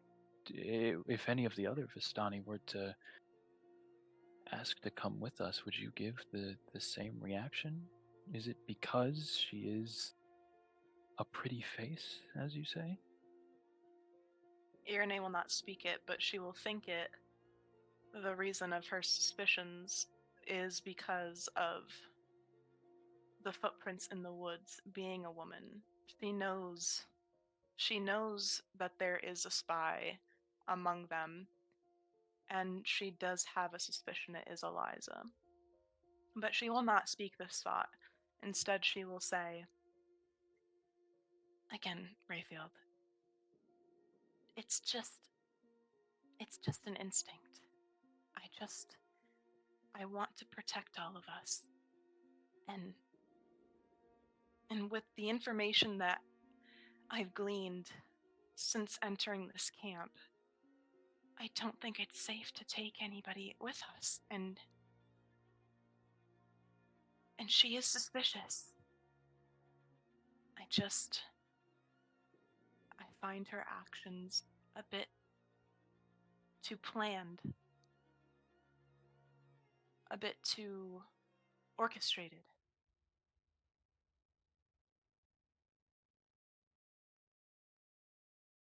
He's finally gonna turn a corner here, and he's getting that small shine of this is a man with low wisdom. Let's not kid ourselves.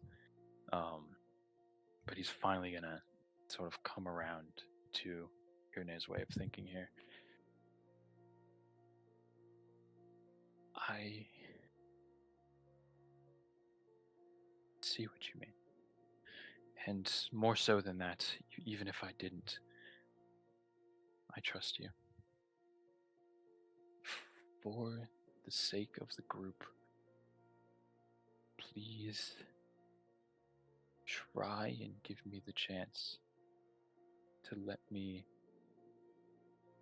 deserve your trust again, Irene. Like I said, Rayfield, this is a good start. And despite the distance and tension between us, You are and will remain my Conrad. Just remember that. I perhaps I should tell her then. Um, she at least seemed nice to me. Perhaps she will remain so, even given the bad news. I will not be hasty and speak for the others. Perhaps we should just check with them first that they are also in agreement. But I believe that's a good idea. If they decide, I I imagine, given this conversation, they may take our words with some weight. But if they decide that she may accompany us, will that be okay, Irene? I will just be watching her. I understand.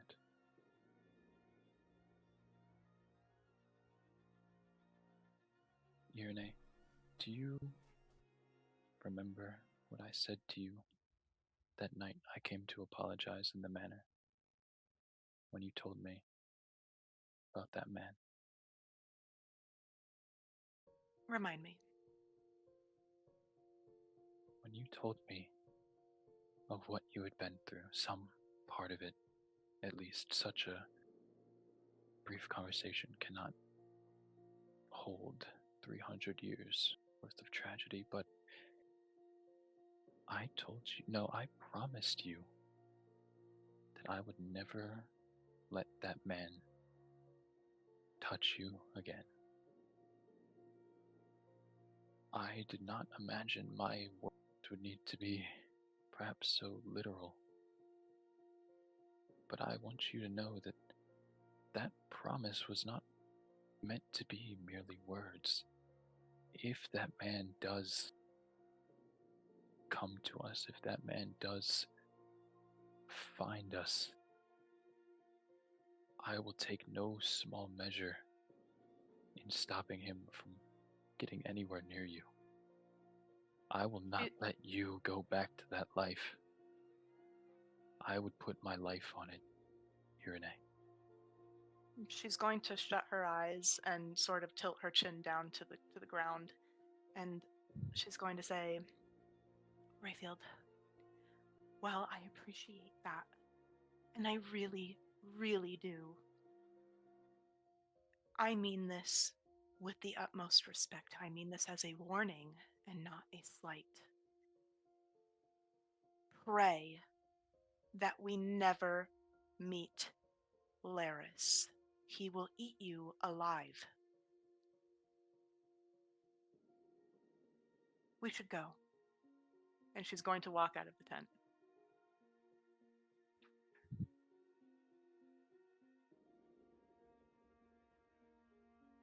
And she's going to see Calm. And then she's going to say, I'm actually glad that you are out here listening. Better you than someone I don't know. And she's going to walk to the others. So, Call moved her piece while you guys were talking, and I let her know that she wouldn't be able to hear inside the tent. That anything she could hear would probably be very low and monotone so far that it just sounded like a deep rumble. Nothing like you could capture a voice, even when it was yelled. So, Calm, if you would have attempted to be there, would you have just stayed and waited for them to leave out of the tent? If you knew you weren't going to hear anything?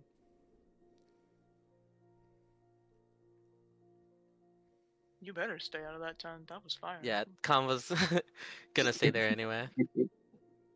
Okay, for sure. Cool. So then Irene, so then that happens. And Irene walks out and all.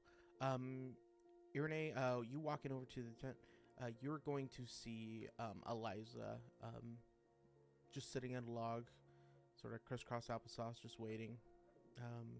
Almost expecting someone past you to show up to the kind of meeting circle here. Rayfield, I think where are you at? Yeah, Rayfield is going to. Rayfield's gonna need a minute. She went out of the tent rather hastily. He's gonna be like walking down these steps one at a time, just He's sort of getting looking like he's had stopped. sort of looking like he's had the life drained out of He's getting stopped, by the way. him. Yep. He's gonna look at Calm, and it's almost like he's looking through her. He's getting like a paw on his shoulder. What did she say? I she said a lot of things. Calm. Calm can clearly see the distress on him, right? Oh yeah, he looks like he got chewed up and spit out. Hmm. She, She's I think we came to. He's gonna rally a little bit. I think we came to an understanding.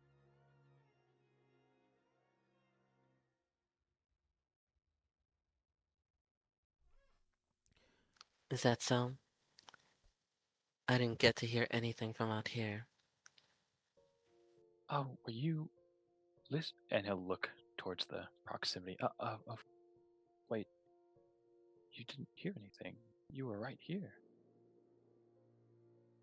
It was all muffled, I suppose. That is the intent of the tent. Some magic, perhaps.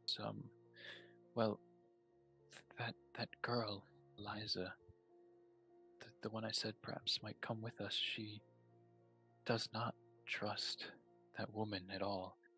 I tried to ask why, but she told me, long story short, just to trust her on it. And I do, and I will, of course. But I still fail to. Lars is back. Calm. He is in Barovia. He is looking for her.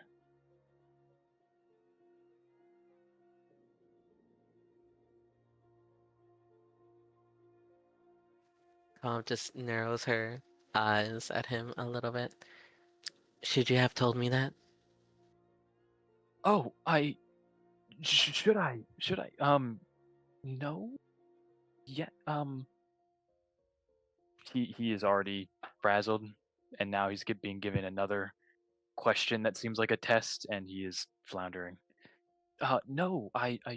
Um. Yes. For the, you should know. Perhaps not. Maybe. I just need to know what I can say. Oh, no, I would not. Please don't bring this up. Perhaps I should not have said anything. Um, he will surely come for her if he can find her, and from what she has told me, he is not a man to be trifled with. Calm is gonna like grab his lips. It was something you shouldn't have said, Field. Was it not? I did not ask for an elaboration. Is she gonna release his lips? Yes. um, he's finally gonna take a breath after what feels like an hour of holding it. You're right, Callie. Sorry. I she got me in there. I must admit. It has been perhaps years since I've been talked to like that. Baron always kept such a light tone with me, even when I did something wrong. I fear I've forgotten how to take such a verbal lashing as that. Since my father, well, please don't tell her what I said. I shouldn't have shared it. She did not say it was in confidence, but perhaps it was meant to be implied. Long story short, she does not believe that Eliza should come with us, and I wish to trust her on that, if only to help us continue to come to an understanding. She saw that man in me, Callie, and that scares me. That that is not the man I want or wish to be. I know, That is Field.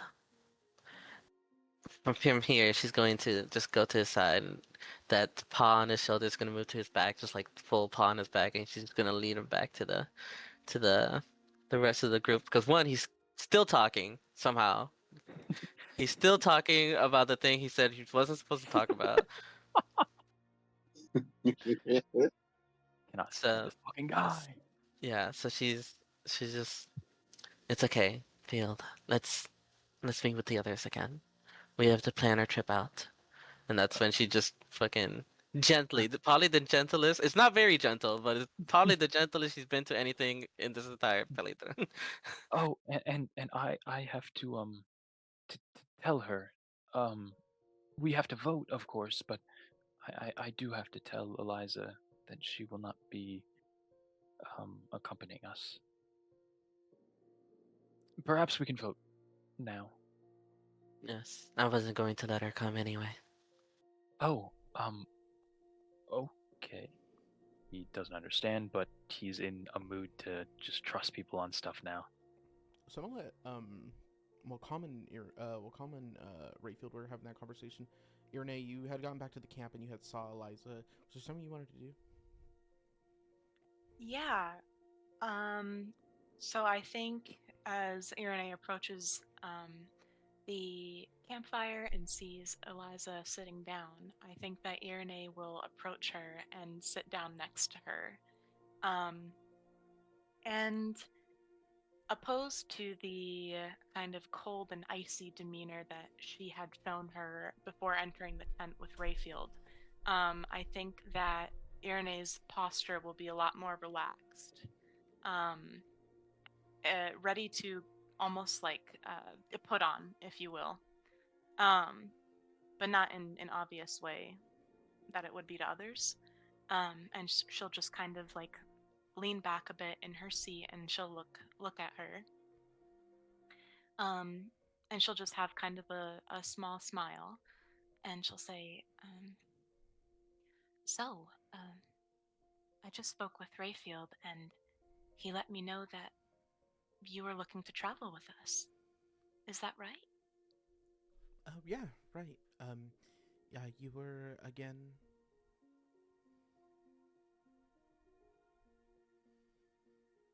Your name? Oh, Irene. Oh, yeah, Irene. I'm Eliza. Yes, we were talking, we were chatting a bit, and he says you're heading to Valaki, and well, I'm headed that way too, and you know, the more is usually merrier on these roads. But you know, take it from a Vistani without a carriage. Sure, sure. Yeah, I mean, I personally don't see a problem with it. The more the merrier and such. I just wonder, mm, I mean, I would just think that you'd want to stick with the Vistani, no? What's more attractive about traveling with us? Oh well, you see, a lot of Vistani aren't really traveling together. I mean, these carriages have already moved in and out already. Um, some of them get together in a group and maybe they work with each other or they're traveling to the same place, and that's sort of what I'm doing with you all, except nobody else is headed towards Valaki. Only I am. You see, there's a Vistani camp nearby, and so I would like to head there. I'm just Above going through the table, motions. Judo, am I Go ahead. above table? Am I able to do that thingy again on what she's saying? Yeah, how many of those points do you have? I have 3 left. Okay, go ahead. Cool. Yeah, I'm gonna definitely look into what she's And telling. what exactly are you trying to see if she's telling the truth to you? I'm trying to understand if she's being truthful in her intention of wanting to travel with us over the Vistani. Yeah, sure, absolutely. Okay.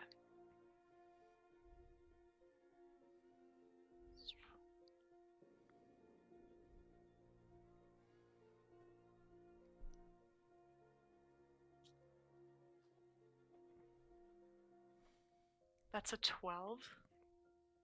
Understood. You figure that I mean, you've already seen these carriages move out. Some people you haven't seen before, some people you have. It makes sense that they roam together. Everything that she's telling you sounds true together. It doesn't sound like, you know, you're like rather like tripping her up or catching her in a lie. All of it seems like it makes sense with everything that you've observed thus far. Irene will listen to what she says and she'll nod. She'll be like, yeah, that makes sense. I can see why you would want to be in our company in that case. And she says, so, you were with Rayfield in the house and all that? The village of Barovia and everything? You guys went through the same stuff? Yeah, we've been traveling together since then. Okay. He told you about that, huh? You I guys mean, must have learned a lot about each other in that conversation. It didn't really seem like that long over breakfast, but sounds like you guys learned a lot about each other. He was more than happy. He was really enthusiastic about having you join us, so I imagine you guys must have really connected. he goes, yeah. I mean, I just asked, you know, where he came from and, you know, have they already, you know, gone through the trouble of Barovia and, you know, if they were here for the multiverse cell. I mean, he doesn't really seem cut for the cloth, and I would see the same about you. How do you mean? Well, I mean, you know, you guys look, you know, just really nice, and you guys carry yourselves with a certain air, and you can tell me I'm not that kind of gal. I just, you know, go with emotion and never been able to really fancy myself up. And that's how we started a conversation. And so he told me he's not that fancy anymore, and he's had to go through some hard stuff. And I mean, that's all I know about, so that's where we found common ground. And we have Wow. common ground in, you know, where we're about to go, if you guys decide to let me travel with you.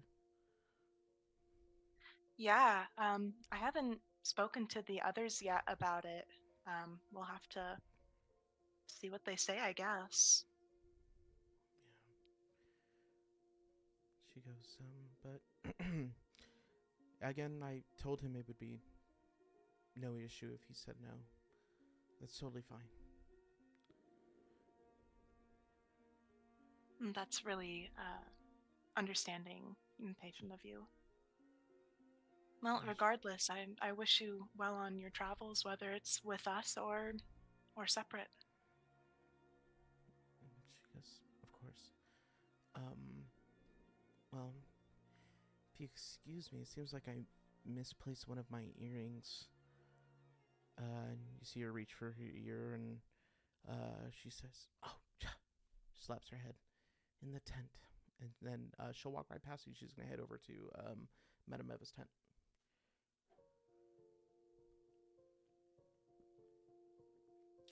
Okay, she's just gonna kind of watch her go.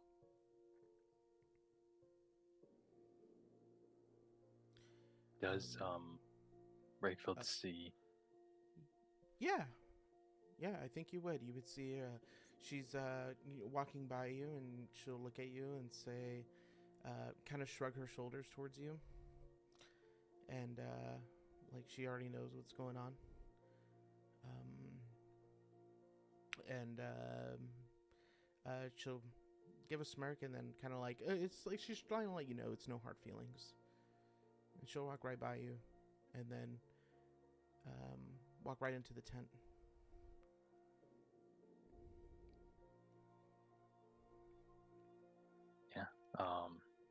He will just give her a look before turning back to the group because they have a decision to make.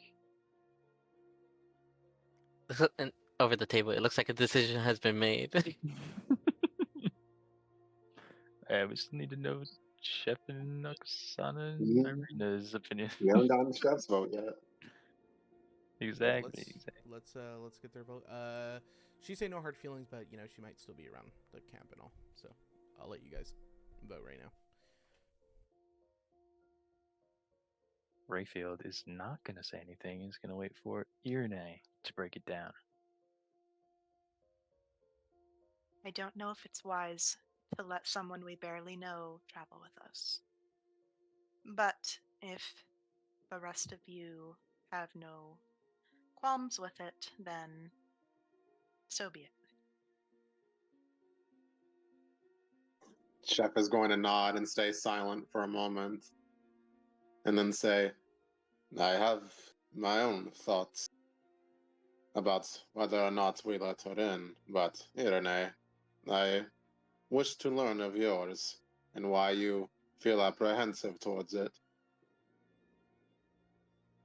Well, I had a little chat with Rayfield, as I'm sure you are all very aware of, and just based on what he shared with me of her demeanor towards him, she's very eager to join us. And Chef, what you had mentioned before, why not travel with the Vistani? Why is she so motivated to travel with us? I'm just suspicious. And I think that we need to put ourselves first. The journey is hard, and it will be hard regardless, and I don't think that we should be making it any tougher for ourselves.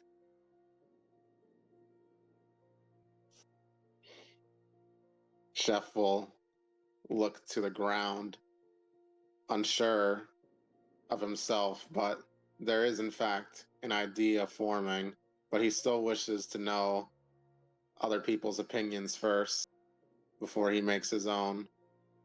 He looks towards Calm next and say, your thoughts, my friend? We will not take her. Chef will knowingly nod as if that was exactly the answer he expected from her.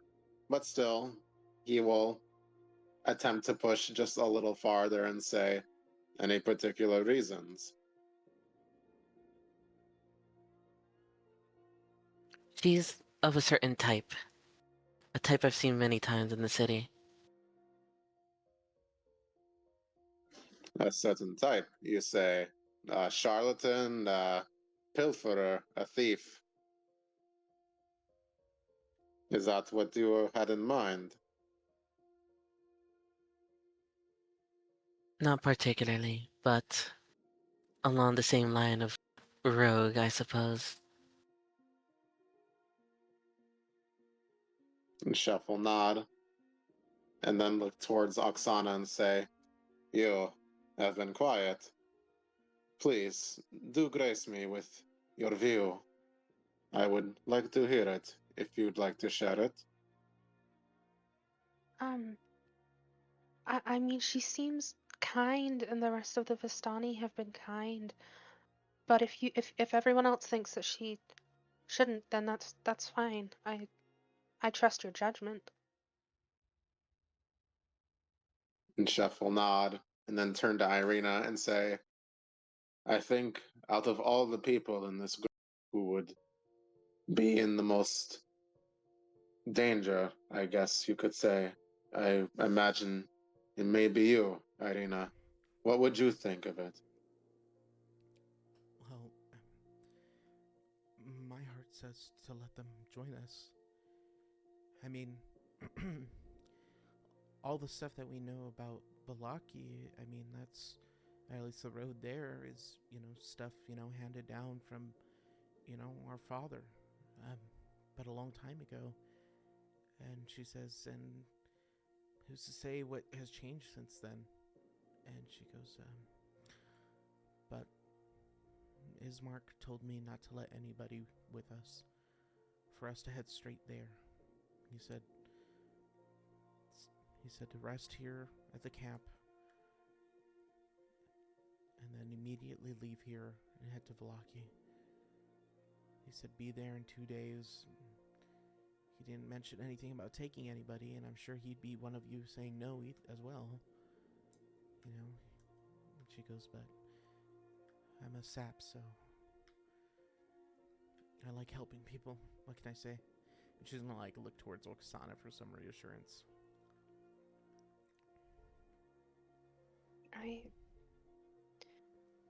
I don't know. I would say then, I think Irina's right that we don't know the path. And if she was going that way anyway, then I think it would be good if she came.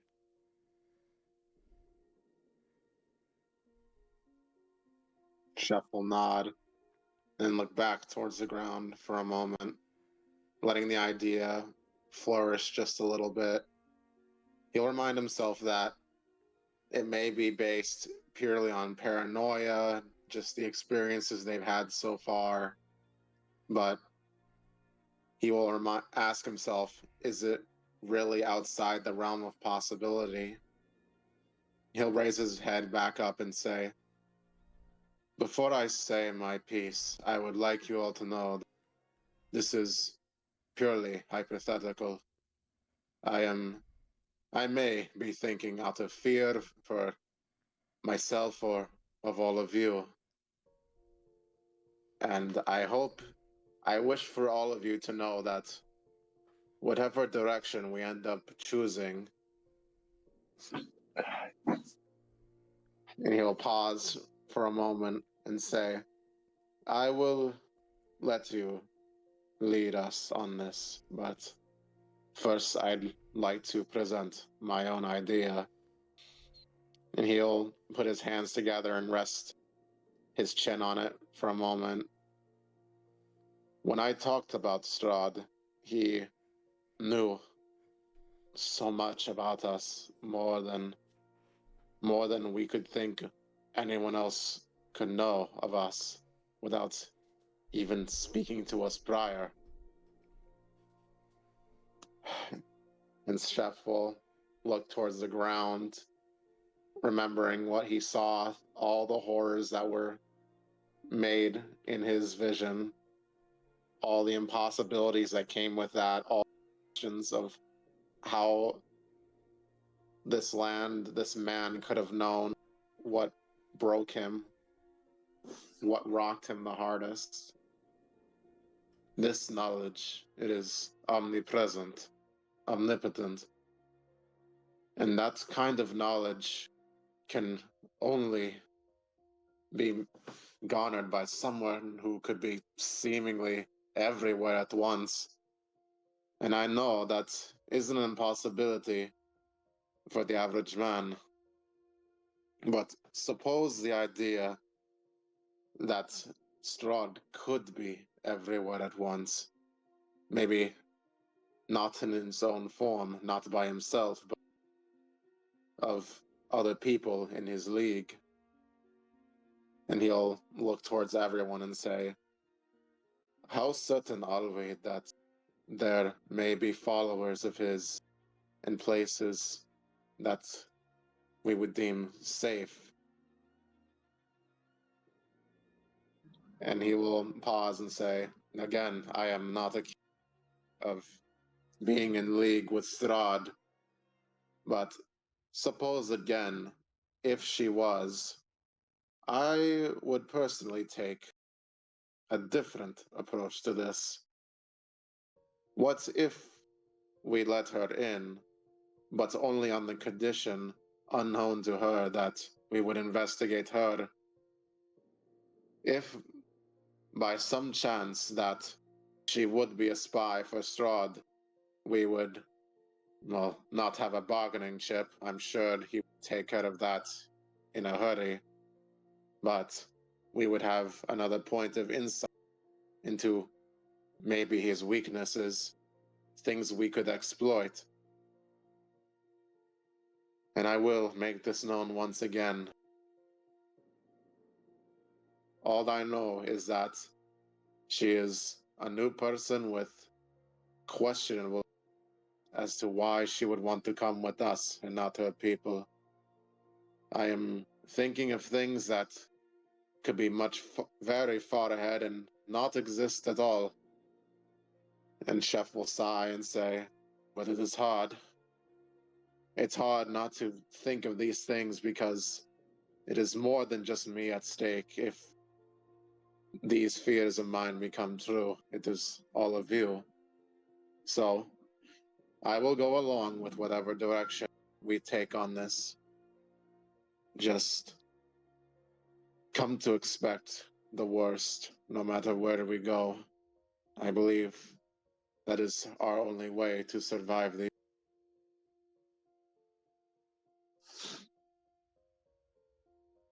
And Chef will wait for any input on that.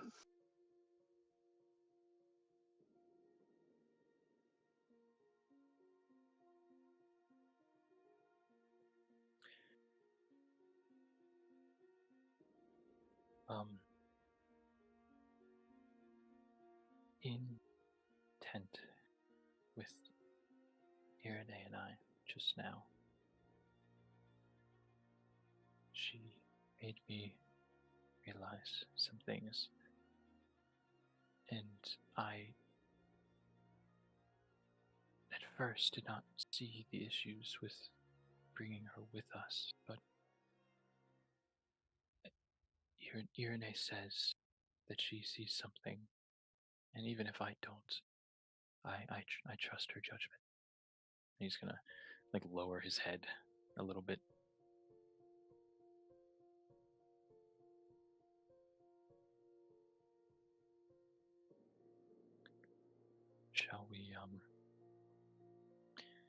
Shall we take a vote?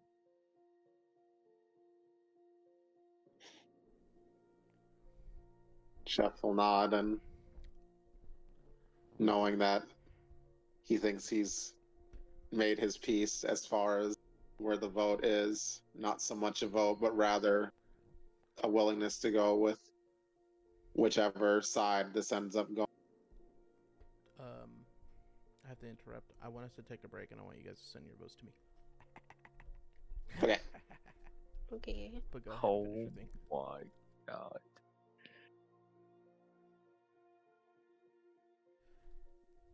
What are you talking about? Taking a 15. Taking a 15er. 15er. Yes, sir. Okay.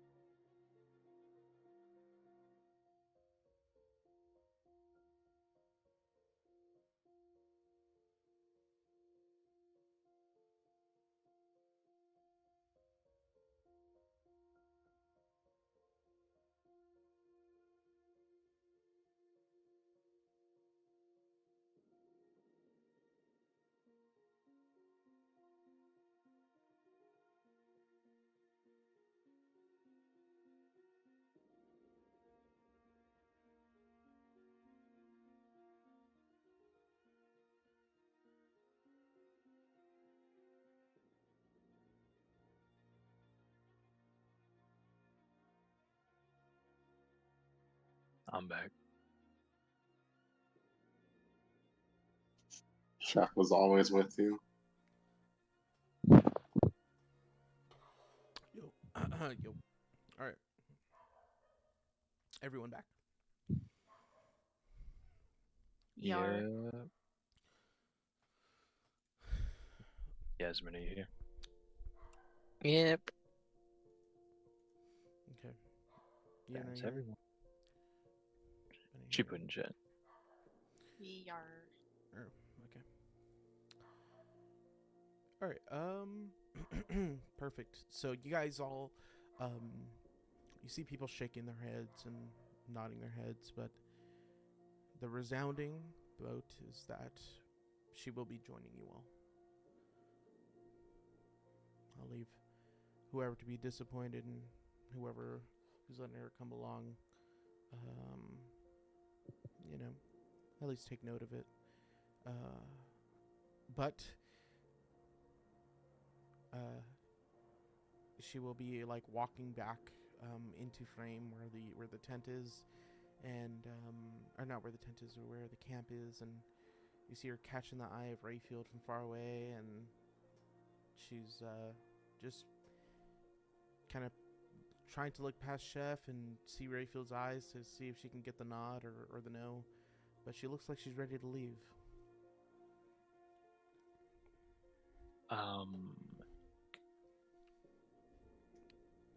Real quick, out of character. Are they from where does this they all said Judo, You want to know the? could you You help wanna, me yeah, could you help me understand what the fuck is going on out of character? yeah, I mean, kind of like when people are like saying yes or no or blah blah. It just seems like the resounding vote is a yes. There are people against, obviously, Irene and Calm among them.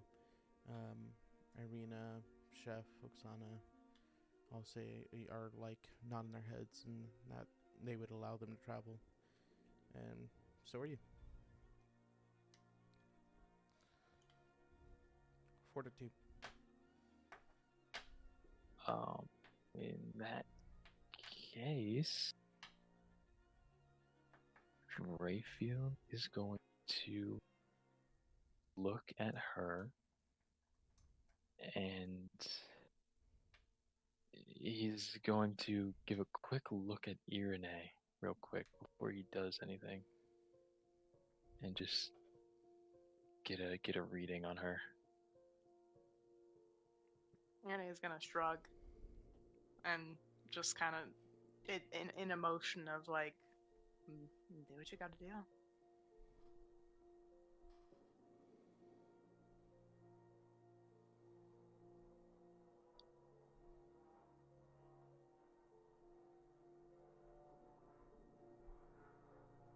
Rayfield's going to look at her and he is going to shake his head no.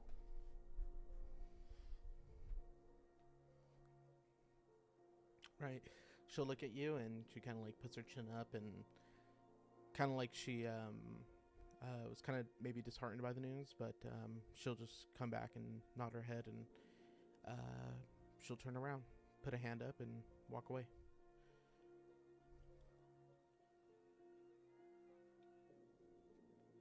And he is going to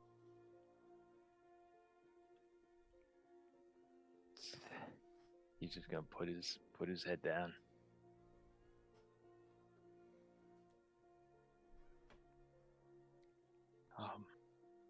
She did give me, suppose, one piece of advice.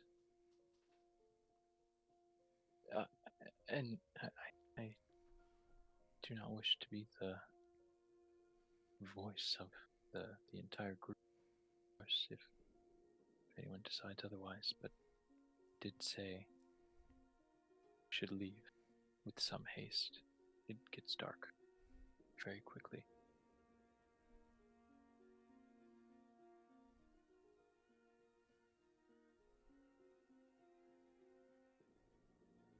perhaps perhaps I could go explain our answer to her rather than just leaving this on such a note. Chef will stare at Rayfield and say, I have no issue with this, but don't tell her any more than you have to. Yeah, yes, of course. I will hold my tongue, and he will. Or did she wait? Did she go this way, or did she come back here? She left. You can't Okay. see her in the camp. Oh, so he goes over here, and she's Gone. no. No sign of her. Just more of a Stani in certain areas, but none that are her.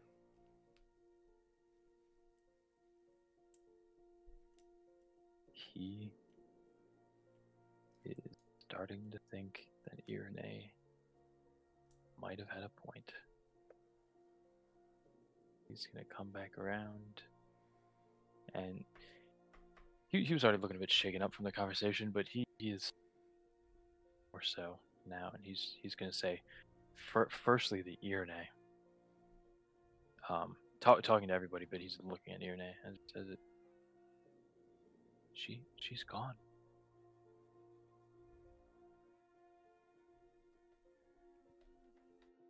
Just like that.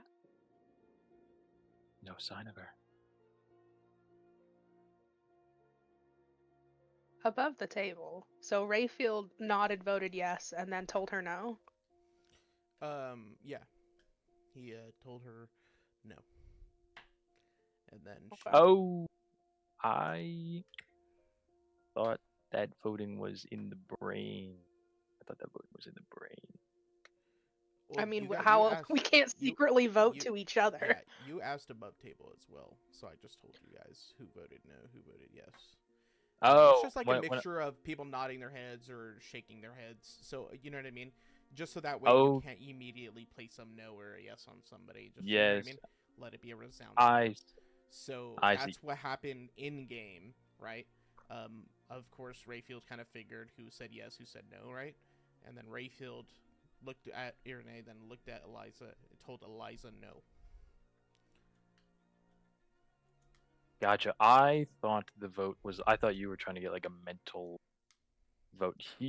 Well, fuck it. We roll with it. It's kind of like that because if someone's not going to contest something that they, you know what I mean? Someone's going to say Yeah, no, yeah. or someone's going to say fuck no, or someone's going to say, you know what I mean? But we have more yeses than nos, so that's kind of a mob type of thing, you know? Like as it's a democracy, they get to vote yes or no, but it was still Rayfield's choice to tell Eliza if it was yes or no. Gotcha. Sorry. Then in that case, Chef. Did he? Who is it? Chef Oksana and Irina were the yeses, as well as Rayfield. Yep.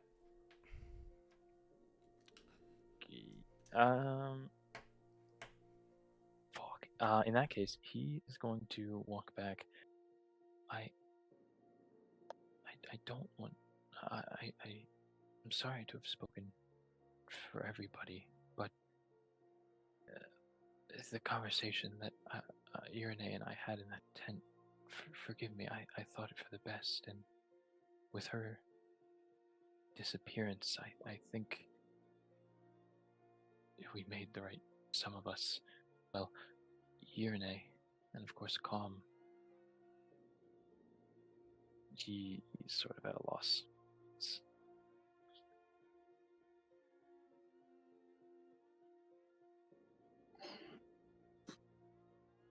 Chef ultimately being partial, but still wanting to instill some wisdom into Rayfield, will let just a little growl and say, "Don't make a habit of it."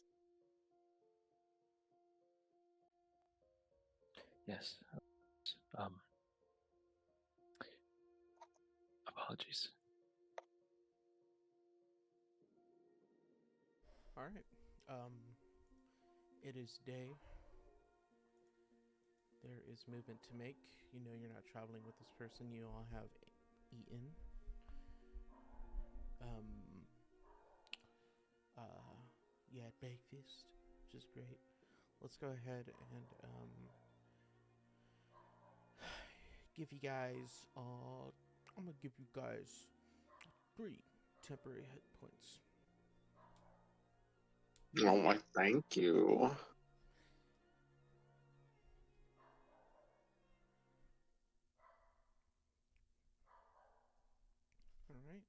All right.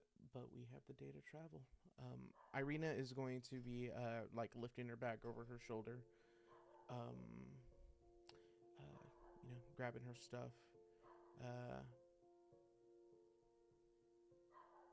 As you guys go and grab your belongings, Irene, your pack feels a little heavier than before. And if you were to reach inside it, to take a look, you would see that there is like this I don't know, butcher's paper like package in there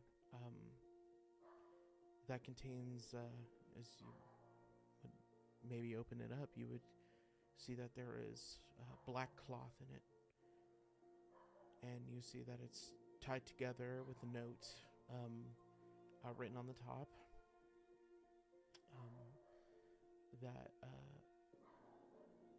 that mentions the following. It's written in very nice handwriting, and it's going to say, "To make your meetings with our Lord in the dark darker." And it is going to be signed by an E.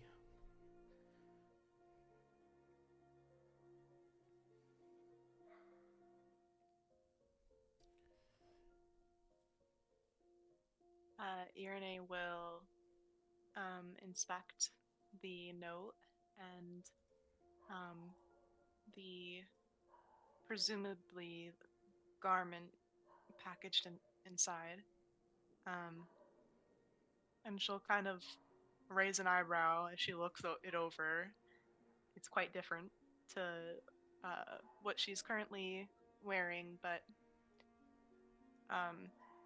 she is sort of filled with this. She can kind of feel her heartbeat quicken as it kind of all sinks in, and she will, before they venture off, she will find a private place to change into the garments that were left for her. In that meantime, while that's happening, Irina's going to ask everyone if they're ready to go.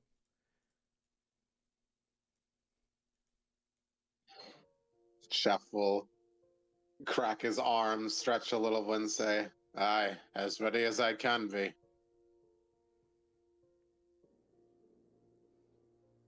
Yes, like you said, we should hurry. Hopefully, we'll get there before it gets too dark.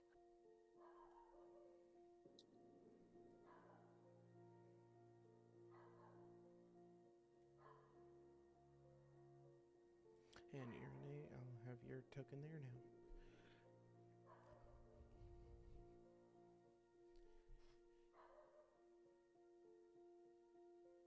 Are we ready to go? Irina says, yes, I guess we're all ready.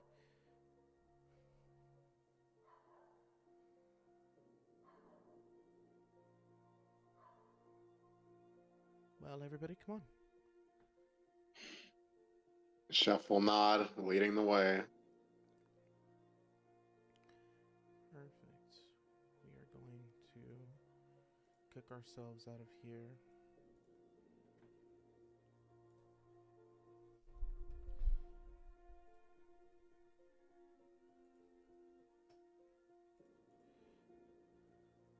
You guys begin traveling west from the Sarah-Pool, just right as soon as you make it to the Svalak Woods. Again, it's no surprise that this road almost seems like it's almost been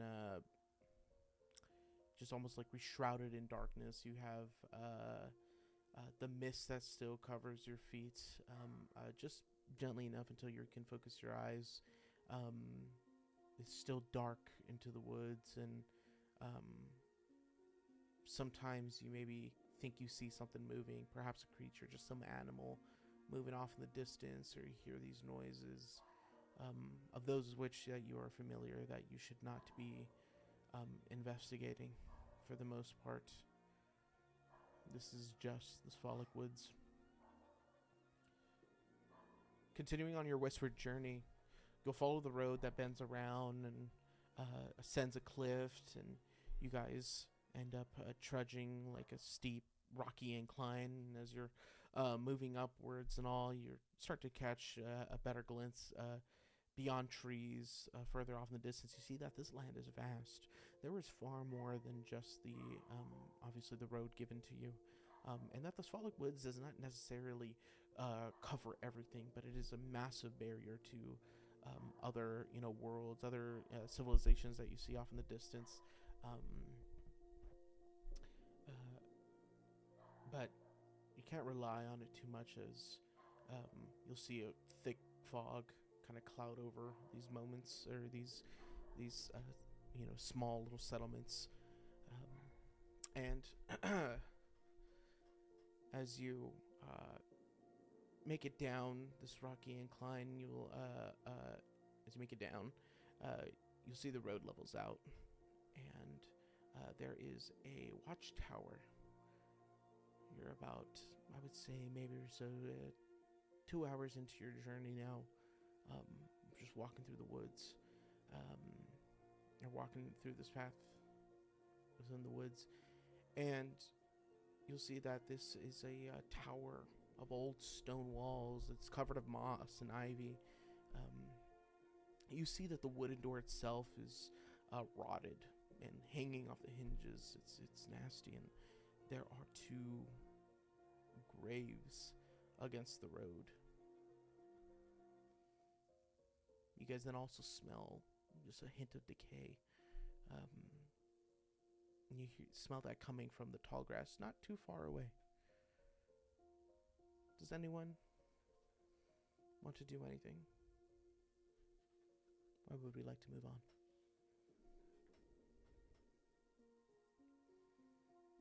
Chef will observe the watchtower and say, "We do not know what could be waiting in there, if there is anything.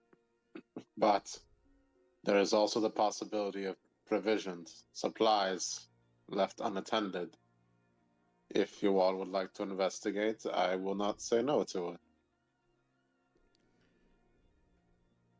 Oksana won't leave the path, but she'll just try to peer into the grass to see if the source of the smell is something mundane or the undead they'd seen before.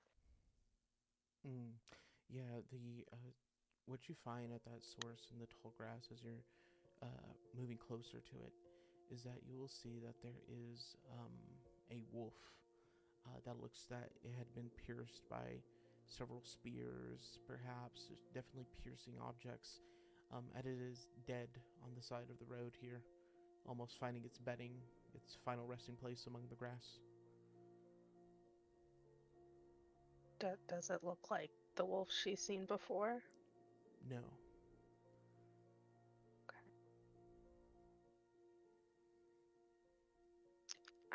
It's just a dead animal, but someone must have killed it, so there must be other people around. Chef would like to investigate to see the kind of wound that it suffered before dying, just to get an idea of what might have killed it. Yeah, sure. Yeah, taking a look at it, that smell of decay. You've seen that, perhaps on maybe hunting trips, or rather, yeah, at least maybe hearing stories or so, that you could tell that this is something that was killed and left to essentially rot. And you see that there are, things wriggling within its body. There's obviously flies around, and but you know that it's dead. The piercing through it almost seems as though it would be maybe by a javelin or or some sort of pike, a long piercing object that can move through it. Chef will consider this and say, if there's any kind of weapon that could have went through this wolf, it must have been a spear of some kind. I imagine wolves aren't typically hunted. Perhaps it was killed out of self-defense. But would there be more wolves around here then? They don't. I would imagine they would not travel alone.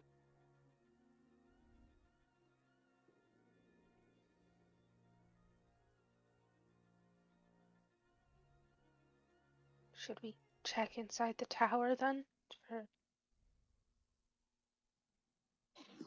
We haven't seen anyone else in the road. It seems strange that people would just be wandering and kill an animal as they go.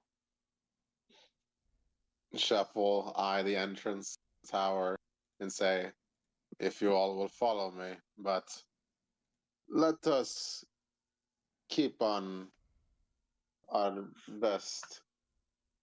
And as he's trailing off, just looking for anything untoward, maybe a trap or something that they miss, maybe a pair of eyes that can see them but they can't see back. I think Calm is going to keep close to everybody, probably closer to Chef. And I don't think it's a good idea, but I'm curious if there's anything we could find here. Chef will grin a little and nod and say, let's find us some supplies then, eh?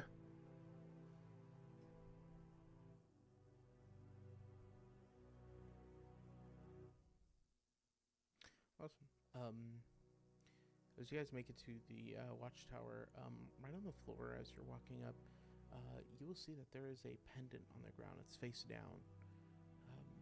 Who would like to pick it up? Calm would probably take the initiative here. She would summon her weapon at this point. Wonderful. As you summon your weapon, you're going to feel a heaviness at the end of it that you didn't feel before. Well, something you weren't prepared for. And as you do, you're going to notice that the end of this, what is now not even a blade, but what is extended from you is a maul that touches the ground now. She stumbles a little bit with the weight before quickly picking it up. Probably looking over it for a moment. But with that, she'll probably, instead of she'll get closer to the pendant and then lean down and grab at it. So, you maybe take a look at your maul for that moment. You're going to feel that this was a gift given to you for following your urges, for pursuing power.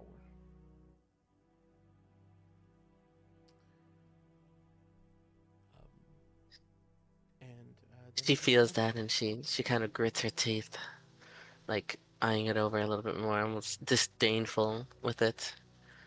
But she shakes her head off. She can't think about that right now.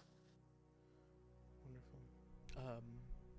Yeah, looking at the pendant, if you flip it around, perhaps your thumb wraps over the top of it to knock some of the dirt off that has just sat into it. You'll see that this pendant is made of silver and resembles a dragon lying on the that it just resembles a dragon. It is almost displayed on this pendant proudly, though it's been worn by, potentially, as far as you're looking at it, it's been worn by many, many, many, many years.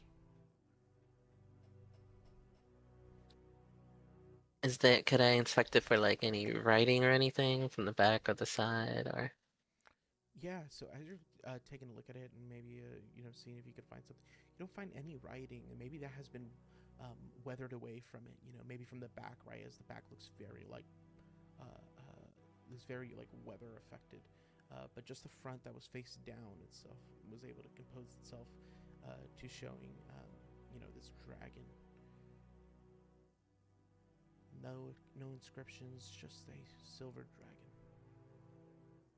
Well, the only person that you would think would know about the pendant would be Rayfield, so she would grab it up and walk towards him. Maybe extend her palm with it. Do you know anything about this? Yeah, Rayfield's been pretty quiet since the decision was made, but he will reach for the pendant and take a closer look. Judo, does he? Yeah. So, what you would know about it? Like the only thing that you can really maybe bring to mind, right? Because you would more into perhaps the linguistics, right? Um, but of course, this led you down some additional questions in regards to maybe stories you've heard of different dragons. Mm-hmm.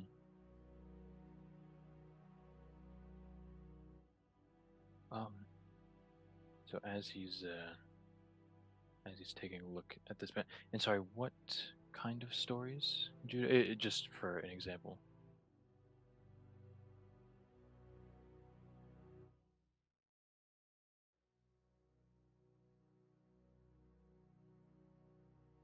Hello. Oh.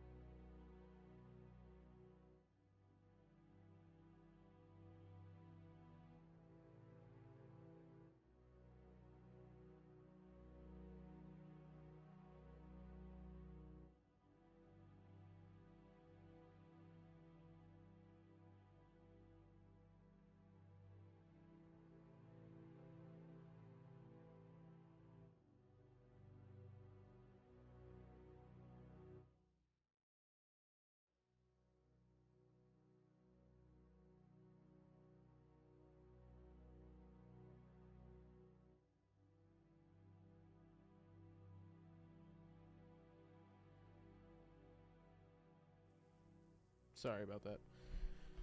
Okay. Um, so what you've been able to notice, or rather, what you've been able to like gather from looking at it, your mind just takes you to a conversation amongst dragons. So I'm gonna have you go ahead and just roll a history check if you don't mind. I'll have you do that with advantage on this particular roll, History. just to recall how much you would know about this, what you retained in that moment. That's gonna be an 18. Wonderful. Something terrible happened. Okay, we're good. So what you're going to recall is you're going to recall stories about just dragons themselves. You know, you've heard that there are multicolored dragons. Oh, that there are gotcha, multiple colored dragons. There are gold, bronze, copper, and of course silver. Yes. And silver ones were definitely an interesting topic, as silver dragons were almost seen. They were potentially the most intelligent dragons that there could be. Although perhaps they weren't powerful, more often stories were told that they were revered as they could be potential humans. They could be elves. That silver dragons could place themselves as humans on this earth in disguise, and uh, that they were potentially the most coveted uh, because of their intellect. Gotcha. Yeah. Yeah. In that case, along those lines, Rayfield will say some of that, as well as just this, and he'll be standing in the middle of the group, sort of holding it in one hand, and sort of tracing a finger over the dragon as he talks. This specific type of dragon was known to be more elusive and almost reclusive in their dealings, where many dragons were, proud and sort of boundless in their ambitions and their greed. Silver dragons have always been to be smart creatures, smarter than mortals by some amount at times, to the point where their magic is so inherent to them. They can change their form at will. They could, like one of us, another creature, an animal, um, mundane or magical alike. Does he get any sort of feeling this necklace holding this, Judah? No, just a sense, just that, like it's cold touch, and as you've been holding it this whole time, it almost just seems to remain cold the whole time that you're holding it. It gives you he's puzzle, gonna. and you take maybe an additional look at it, but there's nothing, magical that you can pull from this. Just that it must have definitely meant something to somebody. Gotcha.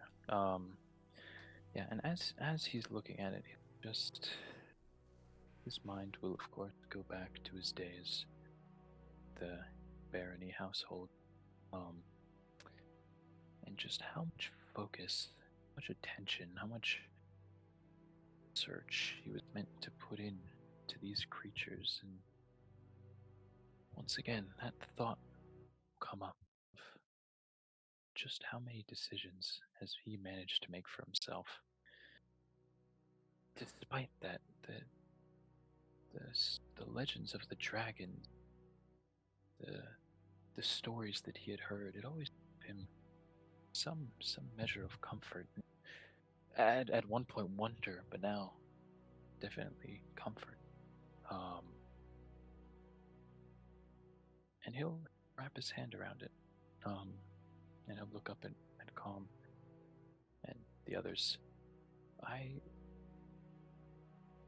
don't know if there's much more I can say on it. In honesty, I know more of the dragons, but silver dragons specifically, as I said, they are a subtle group. Um, Perhaps I could hold on to this while, until we find its rightful owner, or otherwise. Chef will nod and say, "Yes, perhaps that would be best," he says as he looks deeper into the watchtower, looking for anything that might jump out or present itself. Rayfield is going to put it not away, but he is actually going to put it around his neck and just hang it on his chest. Yeah, walking into the tower, chef, you're going to see that there is just massive rubble on the floor. Opening yourself up to it, you'll see that the stairs here that would ascend the tower themselves have fallen off. There is much debris on the ground that it would seem impossible to scale up.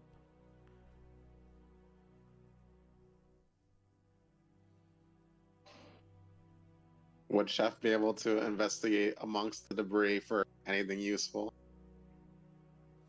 For anything useful? Yeah, absolutely.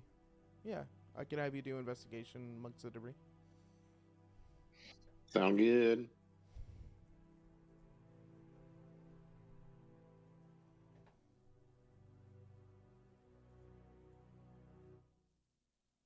I'm so happy to announce that Chef has scored 7. Big. Could be huge. Could be huge.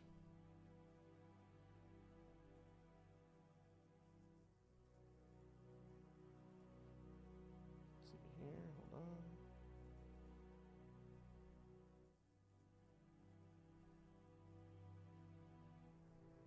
You'll find a small pouch that contains 8 gold pieces.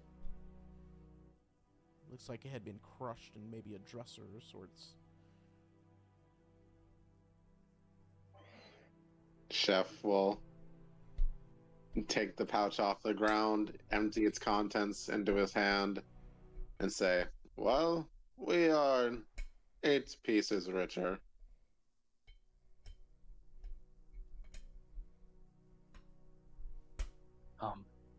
Well needed for what we've spent in the village. Would Chef, who would you like to hold on to it, Chef?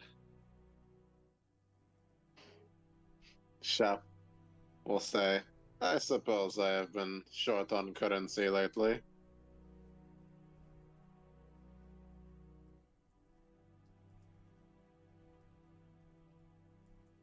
Wonderful. You guys see beyond that, beyond the rubble and the ground and whatnot, not much looks interesting inside. But just a testament to how long Barovia has been around. This would take, I mean, it would almost seem impossible, but perhaps through this world being lived in and the extraneous circumstances it has been, witness to, certain things happen. And the inside is kind of like a husk.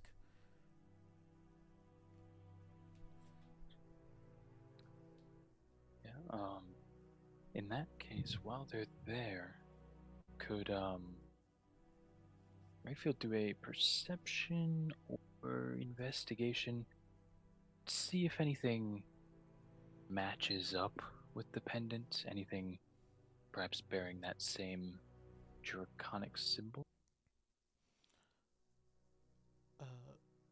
Looking around, maybe on the walls or such, you won't find any sort of indentation.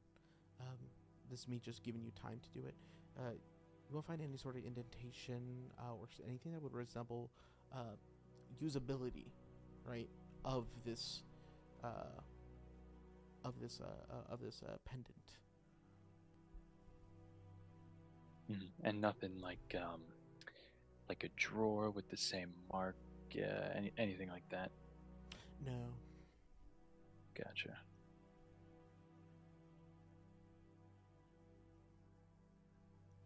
In that case, he'll. Sorry, go ahead. Anybody on the outside doing anything? Oksana will go look at the graves while they're waiting. Wonderful. Yeah, taking a look at the graves. Can you give me a survival check? Sure. Looking to beat a 12. I have a +5. Yeah, that's a 23. Wonderful. Yeah, you see that these graves are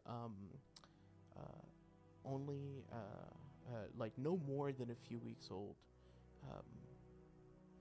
This is relatively new graves, but that doesn't make too much sense in regards to the decaying wolf nearby that's been dead for some days. You see on top there are small pebbles that have been arranged to form sort of a sigil of some sorts, and you put together that it's a rising sunburst. It looks very familiar to maybe the pendant that or rather the symbol that Father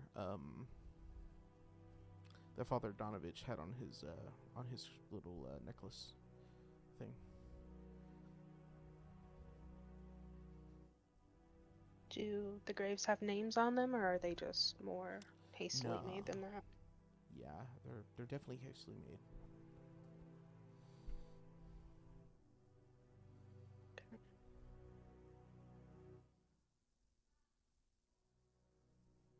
If they're in there for a while, she won't touch it, but Oksana will find some more little pebbles and things off the road and make a similar symbol near the wolf.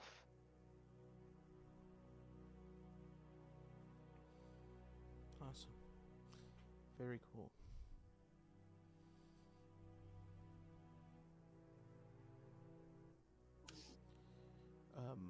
Everybody else, after being on the inside and Oksana finishing up the symbol, are we ready to go? Irina's going to be looking around at you all insane, kind of looking up in the sky, and she says, anything? Or are we good to go? Chef shakes his head and says, "Just a necklace and some gold. Let's make our way forward."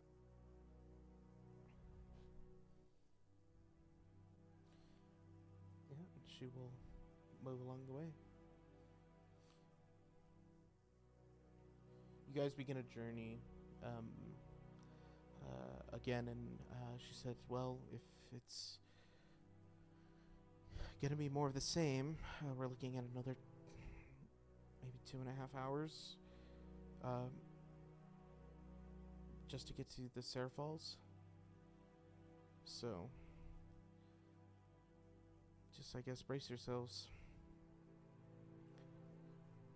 You guys continue winding down the mountain road. You see that, of course, the air is growing colder as you're moving through this forest, and this forest has ebbs and flows of being lush with like really dark, really dark green like forests, and also being just skeletized with deadlands around you. But the road here is full and full of lush nature, and you see there's a thick canopy overhead blocking out a lot of whatever dim light there was. You guys moving around a little mountain spur. There are sounds again still that seem to follow you, as there's like crunching of leaves and the occasional rustling in the underbrush, but many of you are used to that, if not surprised only sometimes. As you guys keep moving, you guys hear more and more of this. Can I have anybody who has a passive perception score of 14 or higher? Can I have them do a perception check? Passive is in the top left corner of your character sheet. So you're looking for passive perception. Do you have a 14 or higher? And if you do, roll a perception check and tell me what you got.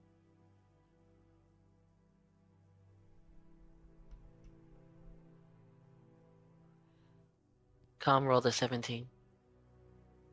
Wonderful. Wonderful. Anyone else? Cool. That's an 8 for Irene. Okay. Thank you. Calm. You will hear, as your footsteps are squelching into this muddy road, not here, but you will catch a glimpse of movement. And this movement itself follows with a flash of gray fur. And then you'll catch what you're familiar with, which is a set of amber eyes. And then sharp white teeth as you look at it. And then as soon as you see it, you'll see that it skulks back into the shadows away from you. Almost like this whole time you guys have been maybe looking around into the woods as you're traveling, but now, Calm, you have seen something. Definitely.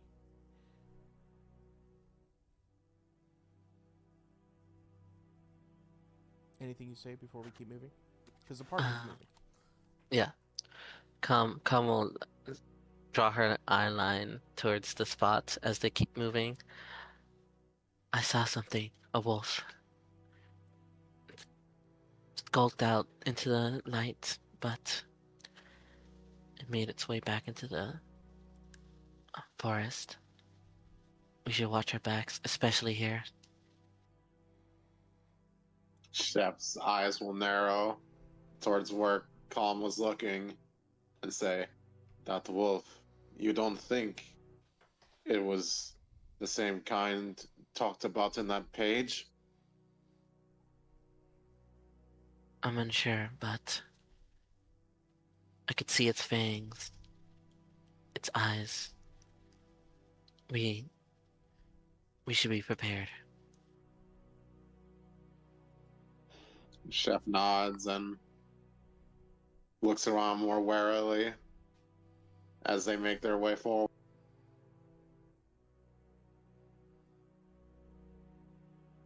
Wonderful. You guys continue. Oh, Oh, sorry. go ahead. You're good. I was just gonna say Rayfield will keep his rapier out then as they keep moving. Wonderful. Calm has not put away her maul either. Wonderful. You guys continue moving forward, and Irina's like, "Okay, but you only saw the one." Just the one, but I think I wolves see usually another. travel in packs. She goes, "I think I see another." And she's gonna start looking elsewhere. She goes, I think I just saw another. I'm not kidding." And she's looking around. And she goes, "Are they calling each other?"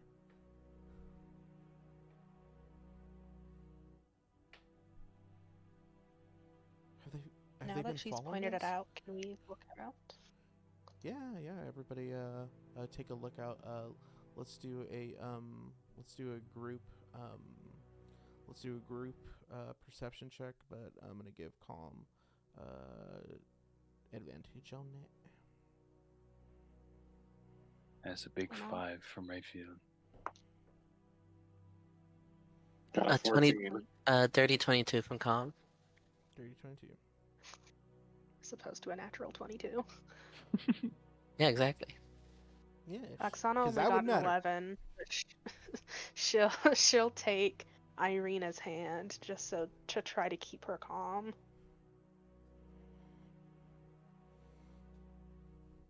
Mm-hmm. So I'm sorry. We've gotten a 5, a 22.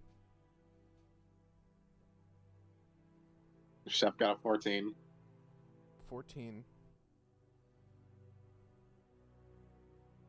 11.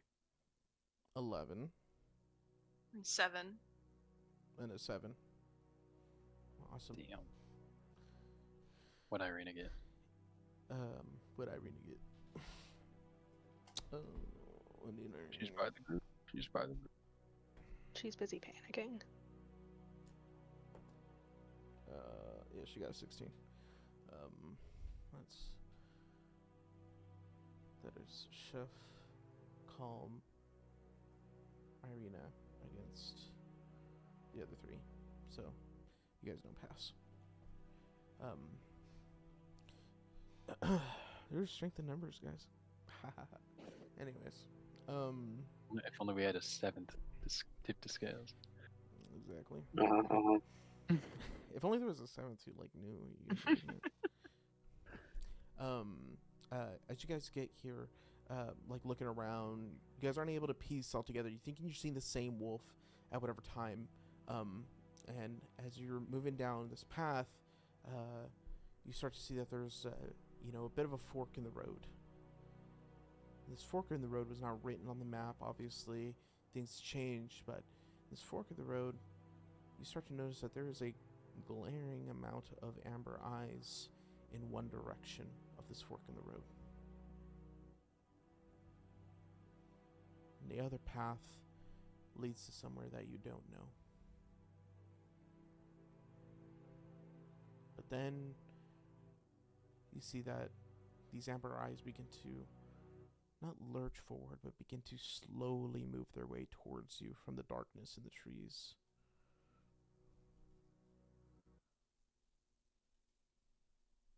What do you all do? Can I ask which of the 2 forks has like a bigger clearing amongst them? I guess less trees and less foliage to block the eyes. It seems like you're in the thick of it. Doesn't seem like there's much reprieve in that question when you look both ways. Chef will keep his voice to a whisper now and say, "Wherever we go, we all go together."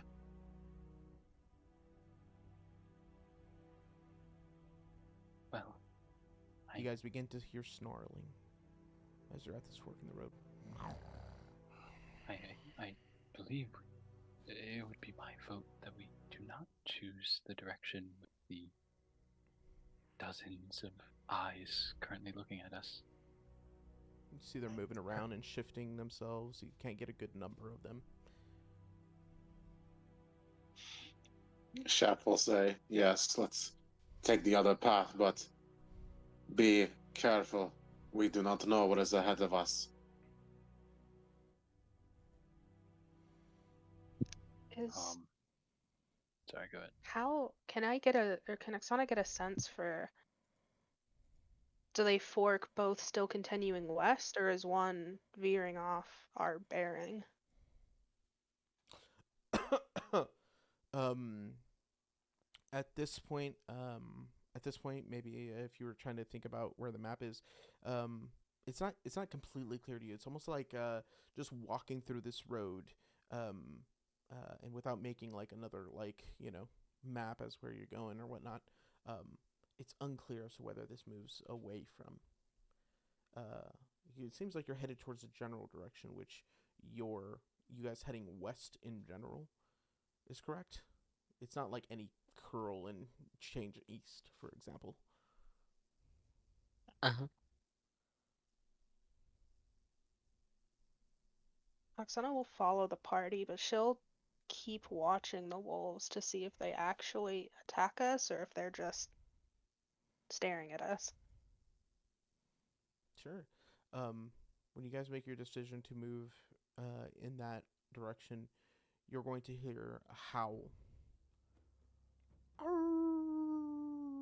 And then you're going to hear another set of howls come from the road that you guys did not take. And then some that were around you that are seeming to surprise you. You guys can feel something has shifted in the air. A decision has been made, and you start to hear rustling moving towards you all from the woods. As you guys look around, you guys notice that these eyes are moving towards you. They're not shifting. In fact, the energy coming from these eyes themselves are predatory. You guys can tell that they are about to attack you. There is a road quickly. ahead of you. Mm-hmm. Sorry, please keep going, dude. I was going to say something, but the road. There is a road ahead of you, and you guys have the option of either standing your ground and fighting what you see is potentially 20 or so more wolves, or making a break for it into this new road.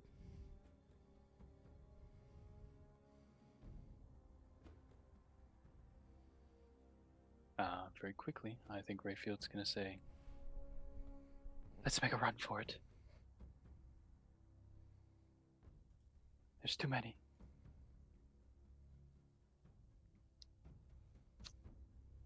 I think Chef will, if Irina is anywhere not near the front, he's going to pull her up towards the front and say, "Likewise, we must make haste." Yeah, Irina's going to say there's too many of them, and you're going to start to see that she has this, and Oksana as well, just because you were holding her hand, and her hands are just sweating, and you see that there is a built-up energy in her voice, like she's about to cry. You guys feel fear from Irina. Chef will tighten his grip on Irina's hand and say, "They will not get to you. Not while I'm here, but we must make haste out of here." Yeah, Tommy, you're going to feel the weight of your maul almost like want to bring yourself down and like it wants to make a stand.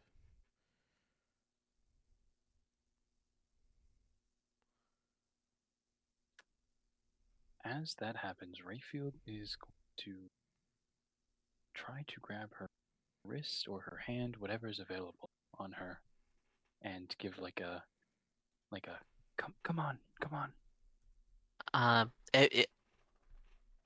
As he tugs, he's probably not even gonna make her budge a little bit.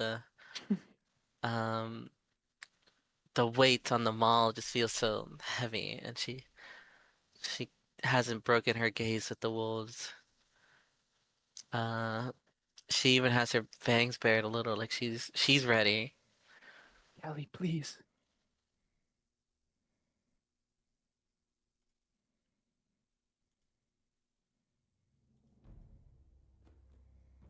You guys all Chef will you guys see Calm almost look like she's not gonna move. Chef will look back and say, "If we are to fight them, it must not be within their territory. Come on." It takes far longer than one would think for her to take a step back. It's almost a stumble, like was being pulled by something. She broke free from it, and she just turns. She just wordlessly just starts the other way, The other way. the way where you guys, like the opposite way she's facing. Oh, gotcha. So she's going with us. Yes. Okay. Wonderful. Perfect. Everybody's running. Ian? Looks like it. Looks like it. I'm going with the party. Wonderful. You guys above table are now going to go into a skill challenge. You guys already saw, hopefully you guys saw the post about it in resources. But this is exactly the challenge. You guys are in a chase where you are being chased by a pack of wolves. You guys have with you in your inventory, in your skills, with your magic, or whatever, you guys have opportunities to essentially achieve and to get a success to escape the wolves, right? To at least escape this pack, right? So, if you guys, as we're running together, I'm going to allow it to anybody to make a decision, although I hope you guys do it a little bit like everyone makes a decision or so, or at least offers them the help, or rather to do a thing that would help give them the advantage as you're running away from these wolves. I'm going to present exactly what that rule is going to be. I might even say, if you were being creative, I might even say that it is just an automatic success. I just need to hear that you guys are doing something with the challenge that I'm presenting you in front of you. These challenges can be failed, which will present you different challenges, and overall, you need to have more successes than failures by the end. Simple as, right? Yep. Yes. Simple as. Simple Yeah. as. All right, guys. Here we go. You guys are running away from this group of wolves as they begin. As you guys start to run, you guys are going to hear the rest of the wolves begin to like do their barking as you're running from them. You see that they're trying to like flank on the sides, and you guys are headed down this road. The road itself eventually is met with a massive tree that has been lopped on its side around a bend that you couldn't see before. And you see that this tree itself is going to block and force you guys into either the left or the right of the woods. At least as far as you can tell, that's some intention. You will see that there are dead bodies lined on this road against the tree, as though this is a successful attempt, or that this is a point of success for these wolves. Who wants to do anything here? Is there Chef any way is- over? You guys could jump over, but it's going to take a lot. It's going to take a lot of action for you guys all to jump over. I would say, when I say a lot of action, I mean that if somebody doesn't roll successfully out of it, then you guys are going to essentially get a failure, and the wolves are going to start to close in on you. So everyone will Chef have to is pass going- an athletics check. Could Athletics or acrobatics. Or rather, Could- anyone can choose any mode of operation to get over this tree if they wanted to. Rayfield is going You to guys can turn do to cool Jeff. shit. You guys can do cool Yep. shit. This is the fun part. Yeah, Rayfield's Can, sorry, go ahead. can Chef turn giant and try to carve a path through this? full you say- charge. When you say carve a path, do you mean like lift it up or something? I'm thinking just like, well, can we get a sense just like how old this tree is? Like, is it something like with enough force it can be broken through? Can you smash through this motherfucker?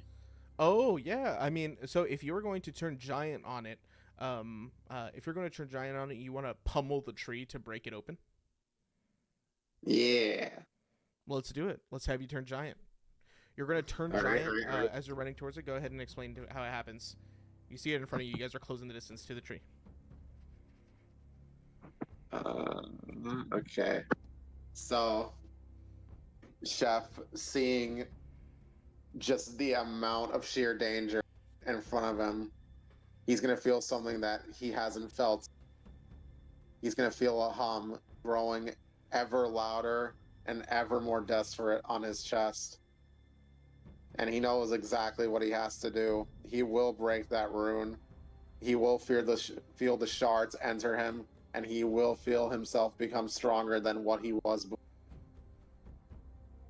And with a very huge swing of his, he is going to carve his own road into this tree, straight through it for his friends to get through. Wonderful. I'm going to count that as an automatic success. You're going to blast into the tree. It's going to splinter away at this end point. Everyone's going to be able to pass through this for free, for what Chef did. Yeah, you punch through it, and then the people run past you in that direction, Chef. Perfect. That's one success for you guys. As you guys are moving down this road, you're going to see that it hasn't been traveled much. You're not going to know exactly where to go, but what you will see is that there are it eventually turns really muddy, and you start to lose control of your steps here in this like muddied road, almost as though, just the fact that it hasn't traveled here, there's different it's a different biome than a well-traveled road. Your feet are starting to stick into the ground as you're moving on top of it. What does anyone want to do to make this less difficult terrain, or to get yourself out of it so that way you can get out? Could Rayfield, with the last of his, pseudo magical items that he had for his frost alchemical supplies, could he pull them out of his inventory, sort of crush them up all at once and throw it over the mud so it freezes and solidifies a little bit, just enough so they can get their footing? Absolutely, he can. Okay, cool. Did you explain exactly how you did it, or do you? Yeah, want to so go? he's Go ahead. he's just pulling all these, like, you've seen him use them one at a time, but he's sort of pulling all of them, bunching them in his hands as he can, crushing it, activating all of them at the same time, scattering them almost like caltrops across the field, and they all sort of whoosh at once, and just a white blue mist goes over the mud as it hardens up a little bit, just enough to get their footing. Wonderful. Based on what he did, that's going to be an automatic success. Everyone's going to be able to get their foot on top of the dirt. That is now like a bit frozen, at least steady for you guys to cross this section without much effort. You notice that there's enough road here that is that sort of type of dirt. So while you're able to get out of this moment of instance, you see that there's a stretch above you, ahead of you, that is going to be full of that. The wolves are still closing in, but now the pack on the left is a little further behind. There is what looks like a path, not a path really, but there's an opening section of trees on your right that lead potentially to a new area, or you can continue trying to move down this muddied road. What do you guys want to do?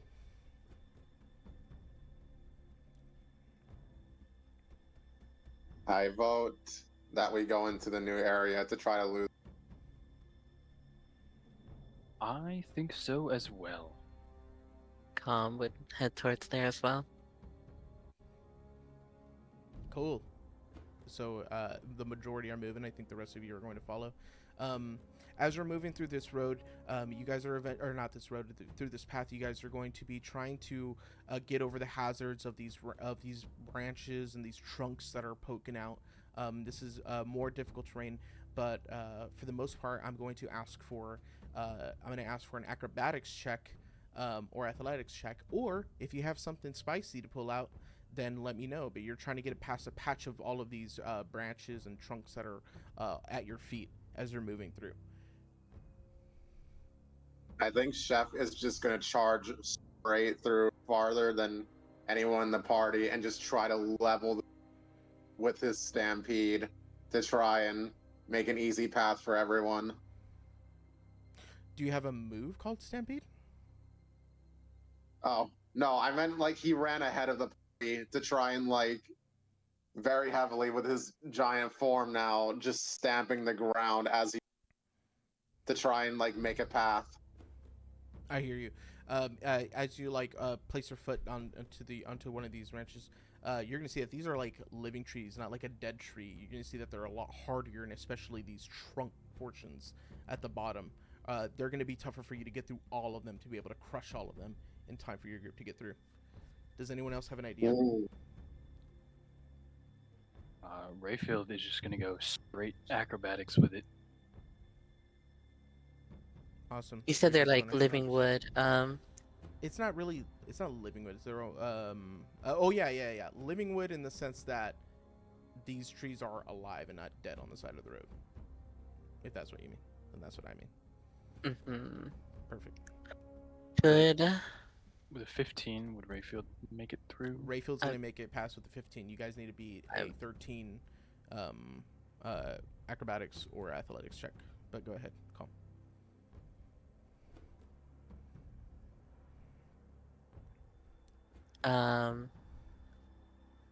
I was just thinking if she could like rake through, just like go through and rake through with like green flame blade and like drag her maul across the ground. That's sick. So you're gonna burn the wood. Yes. Perfect. I think that's dope.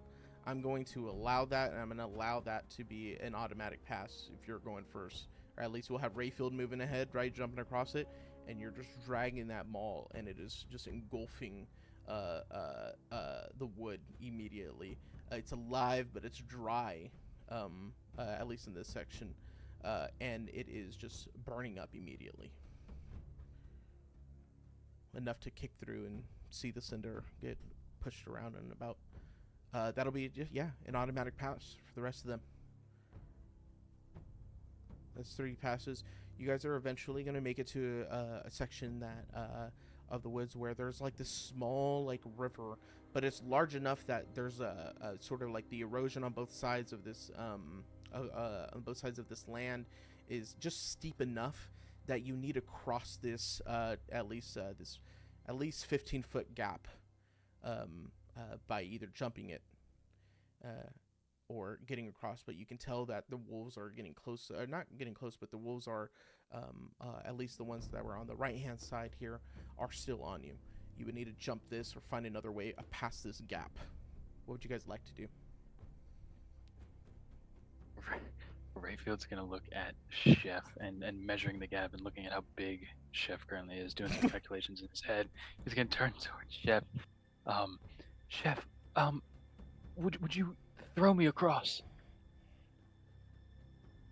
Only if you can handle it. And I can. He's gonna pick him up by the waist and just chuck him over that gap. And he's gonna try and be as like swimmer pose, as aerodynamic as possible, getting over this.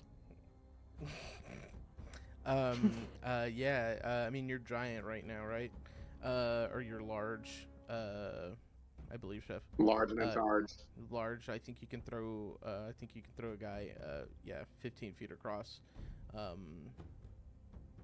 Yeah, that seems fair to me. Is that what you're going to be doing with everybody? Yeah. All right, cool. Yeah, who's doing that, or who's doing their own thing? Irene is going to let Chef throw her. And Rayfield will be on the other side, like holding a hand out just in case they're a little shallow or what have you, just making sure everyone gets across best he can. That's great. Yeah, perfect. Okay, great. I like that. And so you'll be helping capture everybody who's going across. Just, we Irina's don't just gonna, fucking crash. Irina's gonna be. She goes like, "I'm sorry, I'm a little heavy. I haven't." She goes like, "I filled up on a lot of breakfast and blah blah blah." And go ahead. And you throw her over. She'll make it over. All right, Calm. Are you letting Chef throw you over? Yep. Just like Wolverine and Hulk. Team up. Team up. Perfect. Awesome. Oksana and Irene, right? I think Irene already said Irene it. got Oksana. tossed. Yeah. She'll get thrown. She's gonna cast to give Chef time to follow.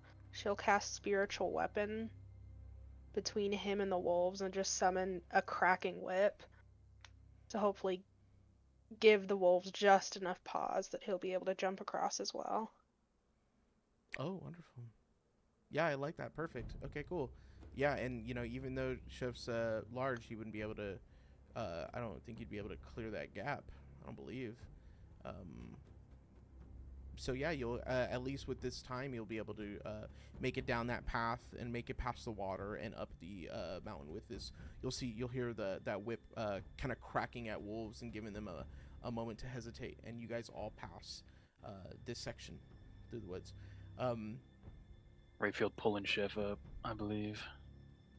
Wonderful. What are you talking about? With his tiny noodle arms on this fucking dinosaur of a bear. Rayfield's There- torso probably fucking disappears in his hand. There is, as you guys are moving through here, you're going to see that there is a tunnel made into this like section of mountain that you're running into. It seems a dead end. You can tell that this tunnel itself like peeks out, and you see that there is more dim light on the other side. This tunnel looks like it hasn't been used in a very long time. You'll see that there is like a demolished cabin nearby. It has been weathered enough to the point where, you know, the wood itself couldn't hold itself up, and you're looking at a at a stretch approximately about 100 feet of that is going through this mountain. Seems like that's the only way past and away from these wolves. How would you guys like to run through this this little mining tunnel that looks like it's about to collapse?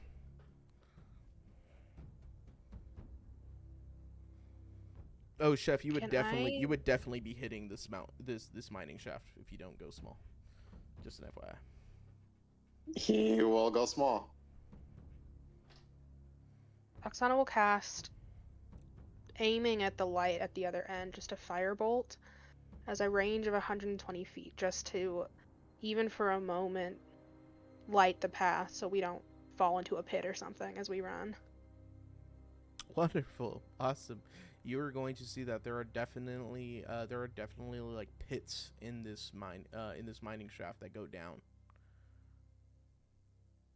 So as you throw that and it goes through, you're going to see that there are definitely like these like shades and these like holes that go deeper into the mining shaft that you probably wouldn't have been able to see before.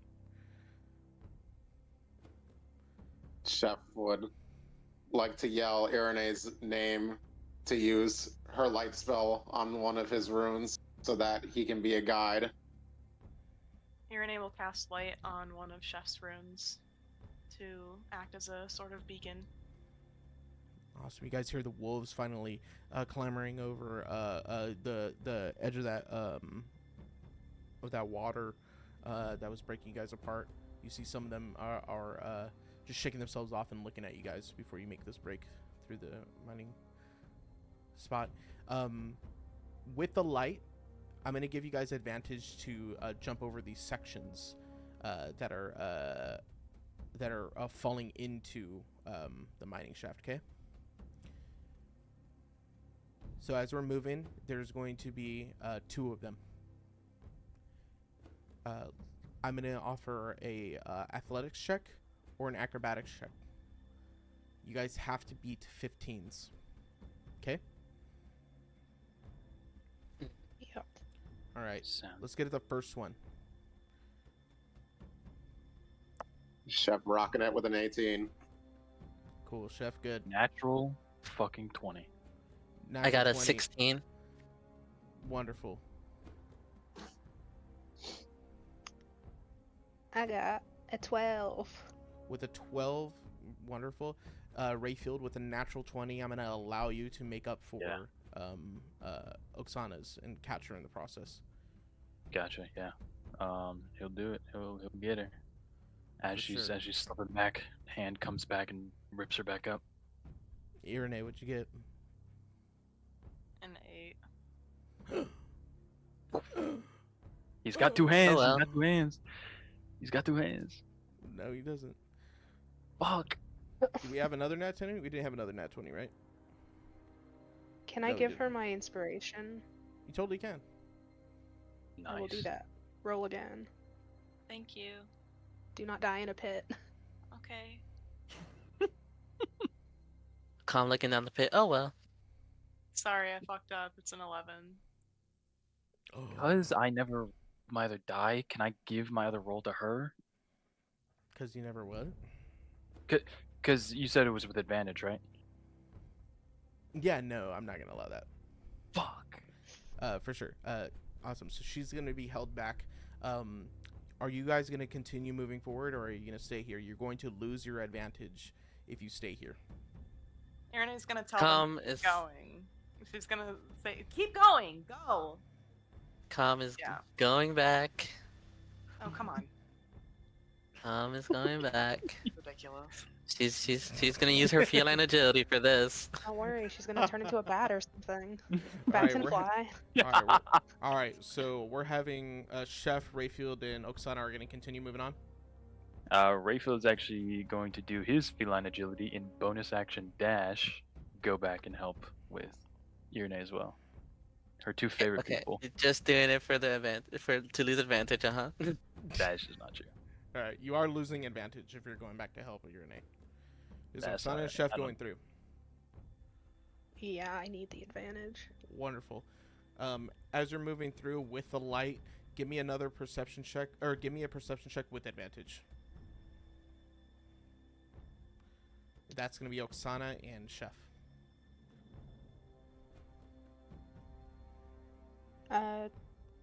22. 17. Wonderful. You guys are going to notice that the rocks and all around this mining area are starting to fall. You're going to feel like a shake when you stop moving for a moment. There, seeing if Irene would pass, that you're starting to realize that there are breaks and cracks coming from the support beams that are lining the walls here. That the wood on the outside that was supporting the cabin itself is broken. That the wood on the inside was made from that same type. But now, with the little bit of life running through it, it's starting to collapse on itself. You guys know that this mining spot is going to collapse. We're having Calm and Rayfield grab Irene and pull her up. Yes. Yep. Wonderful. Chef and Oksana, you guys have another jump to make. That one's going to be, of course, with advantage, athletics or acrobatics.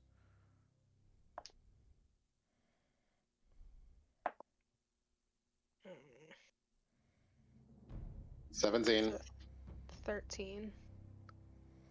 Ooh, okay, 17. Chef makes it over. Oksana, you're holding on to a portion that would, take some time to get you back up. We have Calm, Irene, and Rayfield now making their jump. You have to beat a 15. No advantage. Simple, really. Unnatural 20. A 9. Awesome. We die in a True pit 13. together. Could I bonus action help one of Mine's in a them? pit.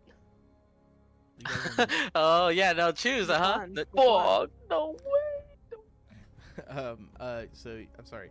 So did you get? You said unnatural 20, or you said a natural 20? No, unnatural. Do not do 16 that. plus Do not do 4. that. Sorry. You're My gonna fault, my get- fault, my Dirty fault, OG. 20. My fault, OG. My fault.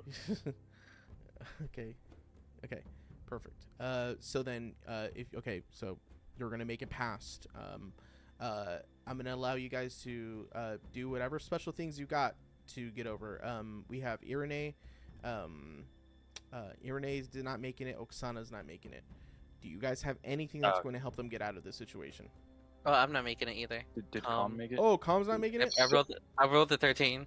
There's 3 of you. You guys are gonna Yeah. start to see like the wolves Why? like running in. You're just gonna hear all the barks and the echoes coming from the other end. It's almost like the light at that end of the tunnel has been seized by the wolves. You're going to hear a collapse come from behind them. You'll hear some yelps, but you're gonna know that wolves are coming straight for you still. We need to find a way out of this. Does anyone want to do anything for all 3 of you? Do any 3 of you have something to do to get out of the situation? Is this All I this jump that they failed? Is it the one behind Chef? Yeah, like you're up. You can potentially help one person. All right, Chef's taking his 50-foot of rope and throwing that bitch down for anybody to take. Who takes it? Could I'm I? gonna give one person for it. Calm grabs it. Yerp. I assuming the 3 of them were together. Is Irene falling near Rayfield? You choose. Since he made it, could he help her? Yeah, you're just gonna be using a help action. Yeah. Okay, for sure. You're gonna be helping her up. You have Chef. You're dragging them out. You're like dragging Calm out. Yeah. Wonderful. Okay, after Awesome. after Irene gets out, I'm gonna take a page out of Oksana's book. I'm also going to cast Spiritual Weapon to hopefully serve as some sort of delay in time until the wolves get to them. And that's after Rayfield helps her. Yeah, he's just gonna grab her like he did Oksana, pull her back up as she's starting to go down. Okay, so you're trying to give time. This mine is going to just begin collapsing more and more. There's going to be wolves that are about to like jump over. As you do your spiritual weapon, as your spiritual weapon comes out, whatever light that could emit from this spiritual weapon for a moment, you just see these wolves clamoring for it. I'm gonna have your spiritual weapon take a slice to stop the wolves for a moment, but the rest of the mine is collapsing. Oksana, make another athletics or acrobatics to really like pull yourself up from here.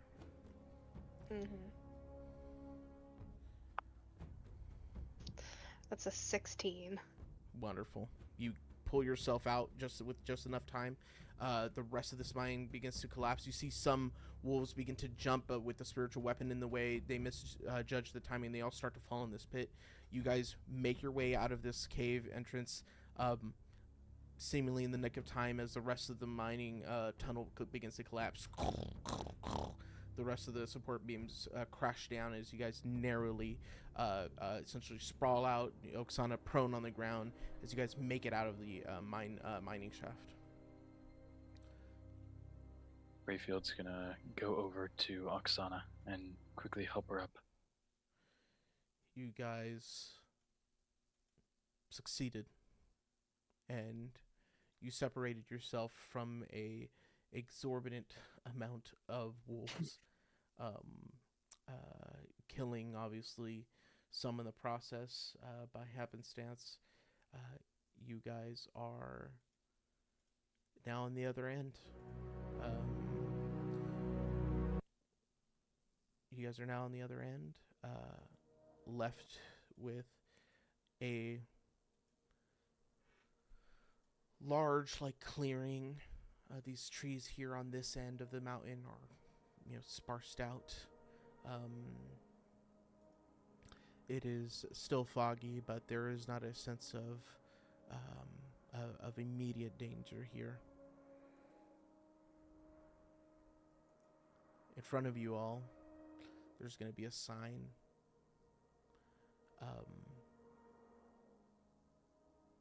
And the sign is going to say, it's going to be like written on there. It's a little crudely written on there. And it's going to say Wolf Hunting Grounds. Signs pointed towards you as you're about to head into what seems like your only exit through here. So the sign is pointed the way we came, basically. Yeah. And with that, you'll see another sign that says traps ahead. Of course, you'll see next to it, you'll see that there's like broken, rusted, like wolf traps. You'll see some like nets of sorts that look a bit like camouflage to like the kind of greenery that's around here. But that is what you guys have in front of you. Rayfield is going to actually let out a little bit of a laugh here. Another one of his like, that that would have been nice to know on the other end. Shep is huffing and puffing and sweating and in no mood for jokes. Rayfield's doing the same, but he's still it's a little hysterical. He's just like,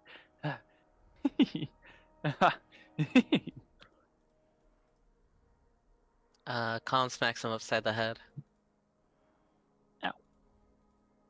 Is Irina okay? Irina is okay. She had kept up with you all, and she's just breathing heavily.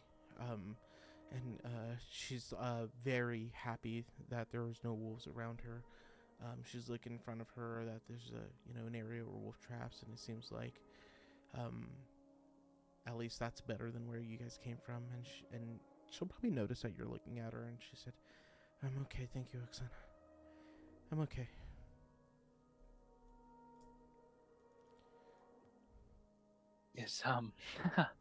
Is everyone okay?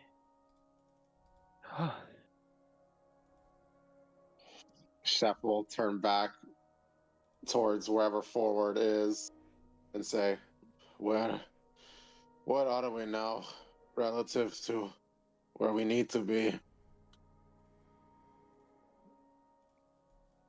Irina will take a look at the map and say, "I don't really know. I don't truly know, but it felt like we were headed west the whole time, right? If we want to maybe course correct, maybe we had... You guys are moving through, you guys have like that mountain that had split there was like kind of like the split path here on the mountain. And you guys will see on your maps now, you will see kind of a new clearing that you're in. And she'll reference that you guys probably have to make it this way. But there are traps about that we have to watch out for, no?"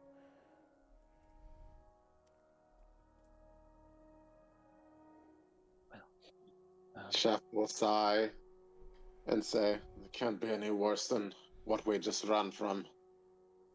Chef will observe the clearing in front of them, noticing that there's nothing for anywhere to hide, and say, If you would like to take a quick rest, I don't think anything will surprise us, at least out here."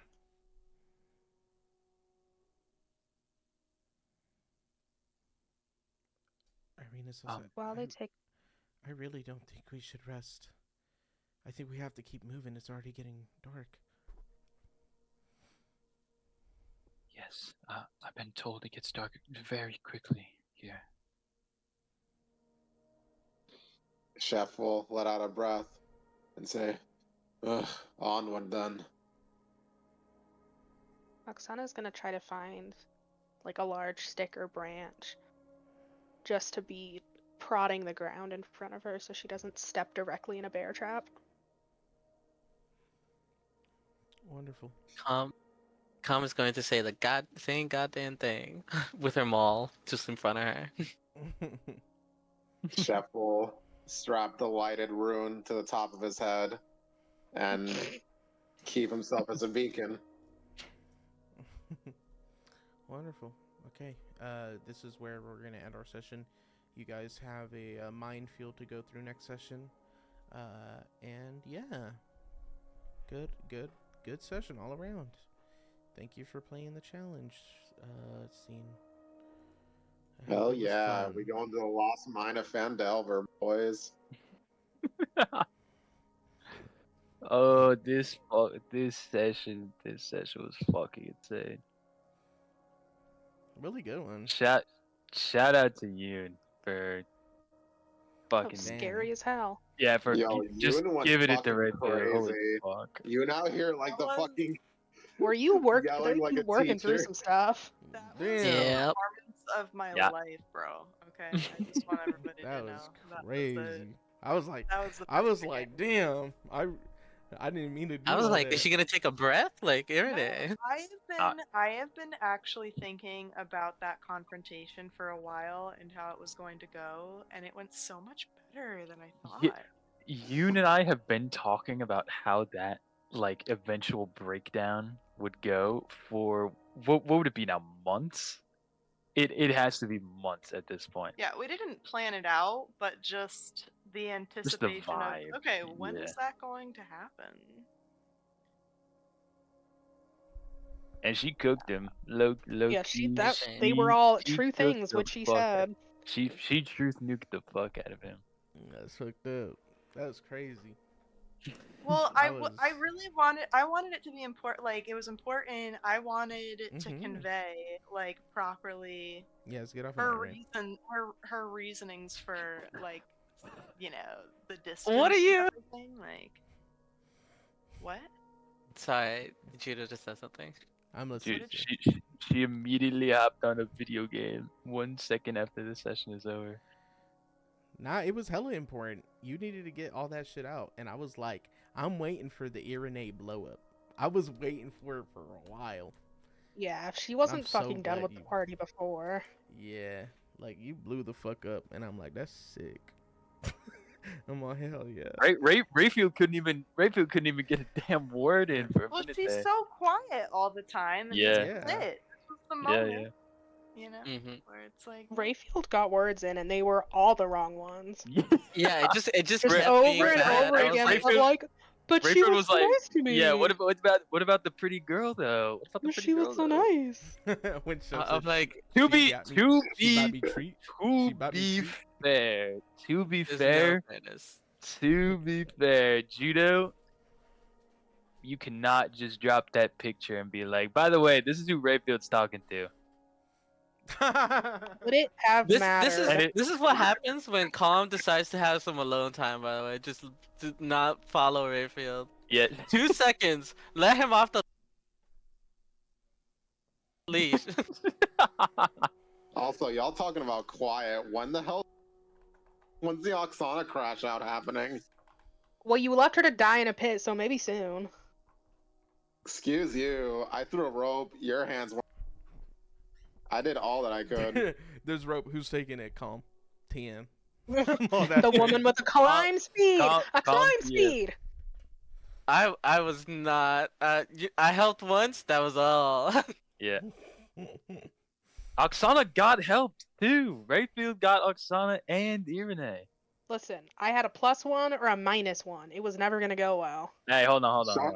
Chef Hold was on, carving out a notice- street for y'all. He's doing everything he can. Notice that Rayfield helped Oksana and Irene, and neither of them said a damn thing. Rayfield Damn sure will they remember will. this. I'm sure they Rayfield will. will remember this. Rayfield will. Remember. Literally the same as you were mean to me for 2 days, so I moved on. You didn't say thank you while you were getting killed by falling rocks, so I'm mad now. Yeah, that sounds. Like He it. moved on. Are you insane? Have you been listening to him? He definitely did not move on. That guy Who the is fuck? still- moved Who are on? you talking Who- about? Who moved Listen. on? Rayfield being like, but you were mean for 2 days and she was nice to me. no, literally, I agree. I agree with Erica. Thank you. Shocking. Uh-huh. Shocking. These two are in agreement. What is the minimal amount of surprise I could convey that these two are in agreement? Strahd bought in on the dip on Irene. I'm just saying. 'cause On she the blew up dip? after- I On the don't- dip. Like, Holy can I fuck! Where's Strahd- our? Strahd bought low. Holy fuck. Can I? Yeah, where's the fucking outfit drop off? Yeah, Oh, where's yeah. Arcana's outfit? For what? Oh, you want the wolf clothes?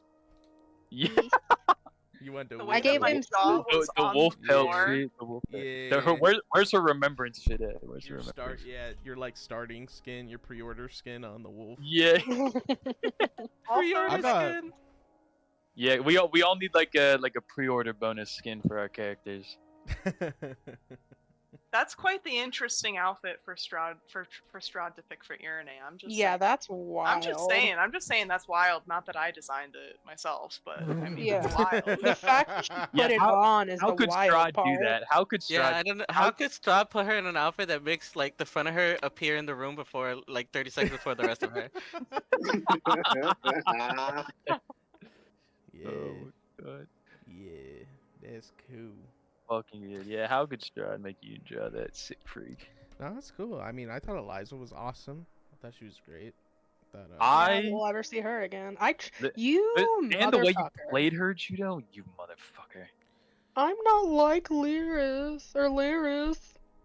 Oh, but only It's- my vote matters. Listen, Fucker. okay, hold on. I genuinely, out of character, I did not understand the vote thing. I'm just a You don't stupid understand that you individual. got caught. I'm just a stupid individual IRL, and that's the long and short of it. Mentally, yes. You should maybe you should have followed up with physically no. That's true. That's true. That's awesome. Alright, That's but if I great. collect, fuck it. You know, we the die was cast. We play. Hey, you know what? Miscommunication is the spice of any good story. No, it's fine. You told her no. Because you told her no because Irene said no. Yeah. Fuck, yeah. And that's fine. That's fine Yeah, because yeah. Irene was Yeah. bitching Rayfield low key. That's Like true, Irene that's true. bitched the shit out of him. I cannot fucking imagine what would have to say yes. Oh god. I think it would have been really funny if that tent was not enchanted. I love that Irene had no idea that the tent was not enchanted, and she straight up was like, "Try it. That's fine." All right. This is a new. Noted. Noted. Noted. I like Noted. I like the Listen, new she's- path Irene's she's on. I not- like the new she's not- path. She's not. She ain't scared of nothing. Irene. Well, that's a lie, but she's not scared of calm. I'll say that. She would have brought up Laris. She would have picked it up. She would have been like, "All right." She'd been like, all right, there's bait. We might not have gotten out of that camp. We would have had to spend another day there. Yeah, I when it was like I checked. We were there for 10:30. a real life month. Yeah, when we were there and like 10:30 IRL, and we were still Urine and Rayfield talking in the tent. I sent to Yasmin. I was like, this whole session's gonna be like 15 minutes in game time. Yeah, I think it was like an No. hour. I think it was like an hour in game time. I think it was like 1 hour. Breakfast. Hey, we'll do an hour breakfast. next time too. We might even get to an hour 30. No, I mean you guys have now traveled in game for at least 4 hours. Insane. now. In the last hour of gameplay, I believe you guys moved 4 hours. Like have been moving. Okay. He's throwing us a bone. No, I'm not. I'm saying in the last hour, you guys moved 4 hours worth in the world. 4 more hours, and you guys get Took us a exhausted. month to make 8 hours. No, that was great. Do we have an exact like IRL time count for how long we were in the bird village? I'm not tracking that myself. A month. I I'm can not tell tracking you that that. myself. There is going to be a time in which I'm going to ask you guys to track days and time. This is your first foray into actually traveling in Barovia, in which it's been methodically planned for how long you guys should take. But yeah, I'm gonna have you guys start taking down days. So, if you guys remember, it doesn't matter how many days happened here until now, but as soon as we get to Vallaki, if we get to Vallaki, that's when it's like, I want you guys to write Vallaki day 1 on the top of your notes. Type Okay. stuff. But yeah, right now you're on the road to Vallaki, day 1. Day Don't look into one. it. We're on the road to Vallaki City. But great session, super awesome. You guys did great during the challenge thing. That was so much fun. I love the challenge. I hope it was. I think it's fun to just use your shit, and I don't have to think into get off of Elden Ring. I was told to hop on, and thus I'm Mandatory. more. Yeah, But yeah, she's pulling the leash. And yeah, great game. Okay, I hope everybody had fun. Our next session, I think I've already put it in the chat. Our next session is on June 8th. Everyone should be good for it. Everyone said yes, so we're good Next for it. week. Perfect. Yep. Who's doing the session next time? You guys don't even have inspiration, and imagine how good inspiration could have been if I was gonna start killing y'all. Imagine y'all did, I throw that. used it. I did. Imagine. I did. I will do it next session. Yeah, I'm talking. You didn't make it out of that mine shaft in time. I'm talking major injury. I'm I talking will about do it 3 next long session. rests worth of a major injury. All right. I had a single plan, and I'm glad I didn't have to try because I think you would have said no. what was that? To cast shield and have a bubble. Oh no, that would have been cool. That's what the little things are for you guys to test your shit. You know what I mean? Like think outside Alright. the box with it. That'd been Yeah, cool. but it still comes down to and do a pull up out of a hole. It did still come down to that because you would have got injured if you didn't make it out in time. Cool.